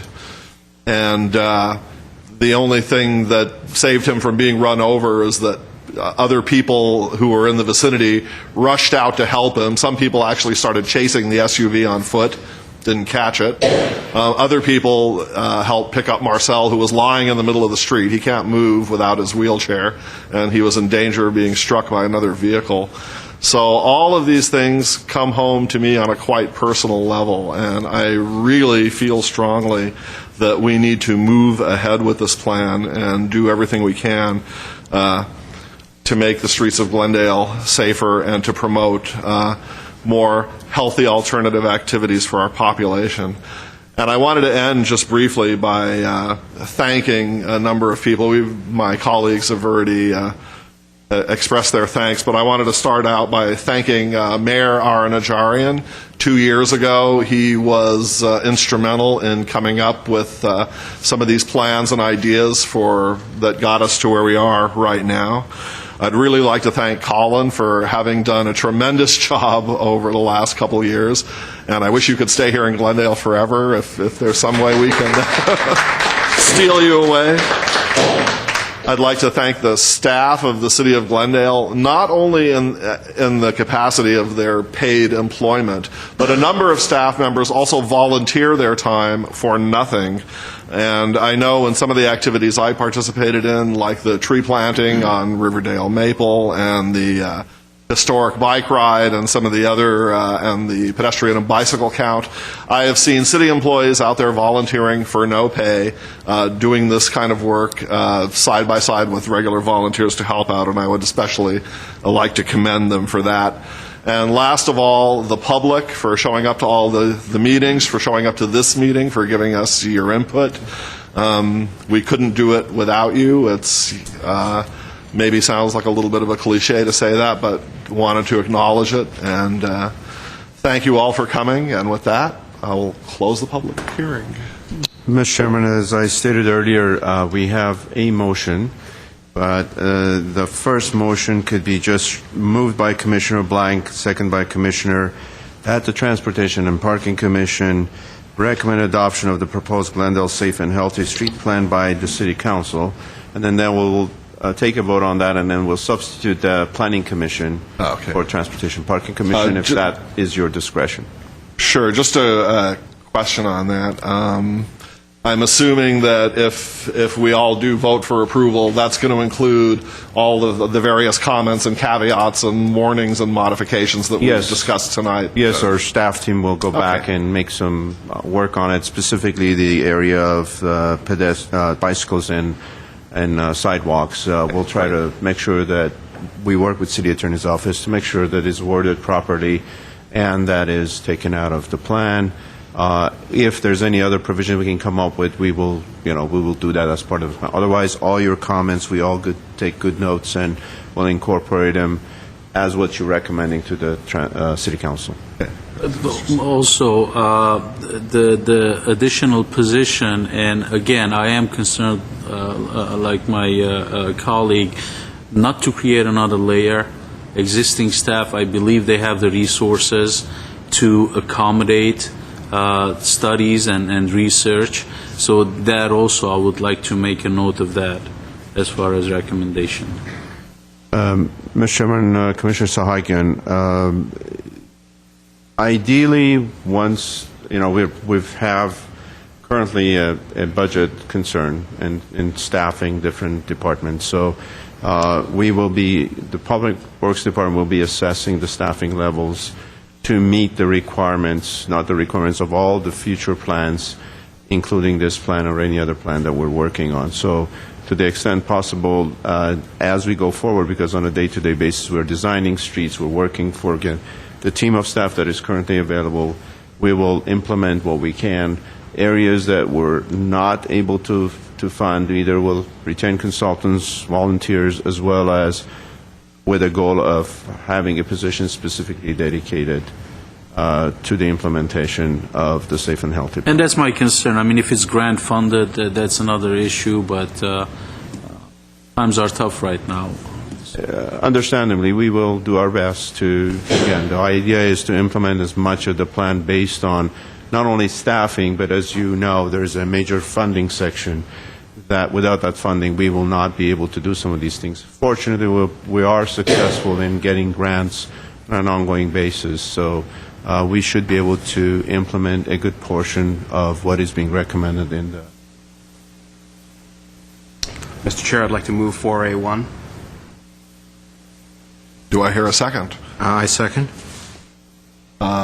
We have a motion and a second for the Transportation and Parking Commission. Roll call, please. Commissioner Fwad? Yes. Commissioner Sahakian? Yes. Commissioner Yakubian? Yes. Commissioner Welch? Yes. Chairperson Wiseman? Yes.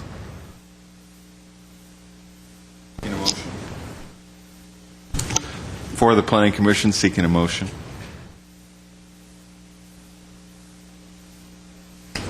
I don't have it actually. Oops. I move that we recommend adoption of the proposed Glendale Safe and Healthy Streets Plan. Second. A motion support, call roll, please. Commissioner Landrigan? Commissioner Lee? Commissioner Sheets? Aye. Commissioner Yasayan? Aye. Chairperson Kane? Aye. Okay, so motion carries for both commissions. What is next, please? At item 5 is Commission staff comments updates. All right. Does staff have any comments or updates? Mr. Chairman, this is a special meeting, so there is no comments at this stage unless if you have any questions. Be happy to address. I will Chair, I have open up to my colleagues. Mr. couple of comments. I just wanted to, an earlier speaker addressed some comments in regard to the chairman, and I wanted to speak to that a little bit and voice my support for the chairman, both as chair as well as commissioner. I think he, as well as any member of a commission is free to voice their opinions on matters that relate to policies in the city. We're not out there representing the commission or the city doing that. We're just speaking for ourselves. So I just want to say that he enjoys my full support as our chairman and fellow commissioner. So just want to say that. Thank you. I also wanted to make a special request of staff. I don't know if it's possible. I know that we're coming up to the bicycle master plan soon, and one of the things that, you know, John, you and I both attended that meeting in Burbank, and I've learned a little bit about some of the biking issues with regard to angled parking.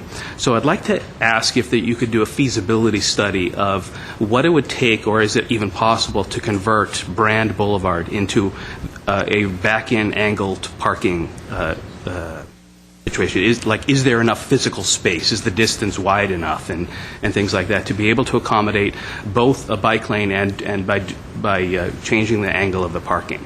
So. Sure, Mr. Chairman, Commissioner Wells.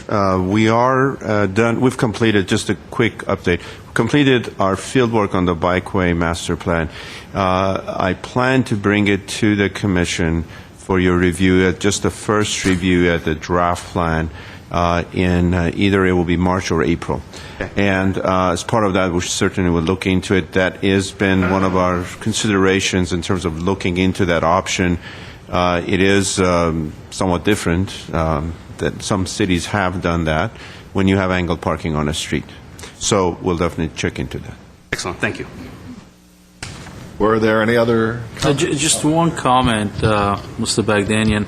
About a month ago, and this did not impact me, it impacted my neighbors, Parks and Recs, they had quite a bit of tree trimming happening in the Rossmoen area.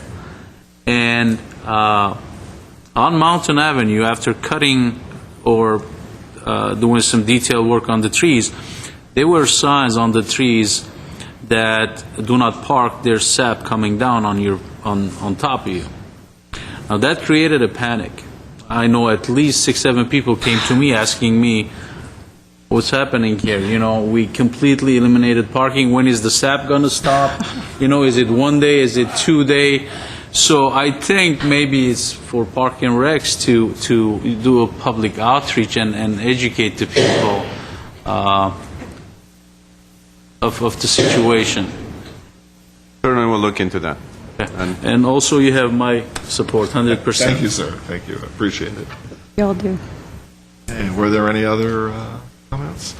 I just have one brief thing I wanted to mention, and that was, saw this article in the newspaper the other day entitled, "Smartphones Foster Dumb Habits Among Pedestrians." And in terms of the issues that we're currently facing with distracted driving, it's not only distracted driving, folks. We've got some distracted bicycling and some distracted walking going on as well. And I was kind of flabbergasted to see one of the latest smartphone apps is the camera actually comes on and shows you the sidewalk in front of you, so you can walk and text and still be able to see where you're going.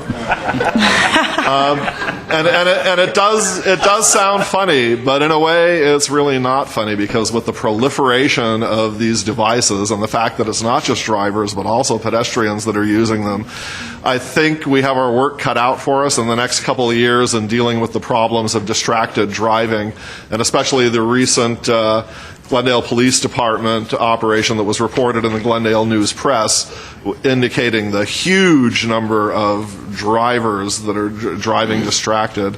I mean, you know, I don't know, given how thin we're spread right now, how we could possibly concentrate more enforcement on that, but that would be something I'd like to see. Hopefully there's not steering wheels on the app yet. So. No, not yet. And does anyone else have any comments? Do I hear a motion to adjourn? Move to adjourn. We are adjourned.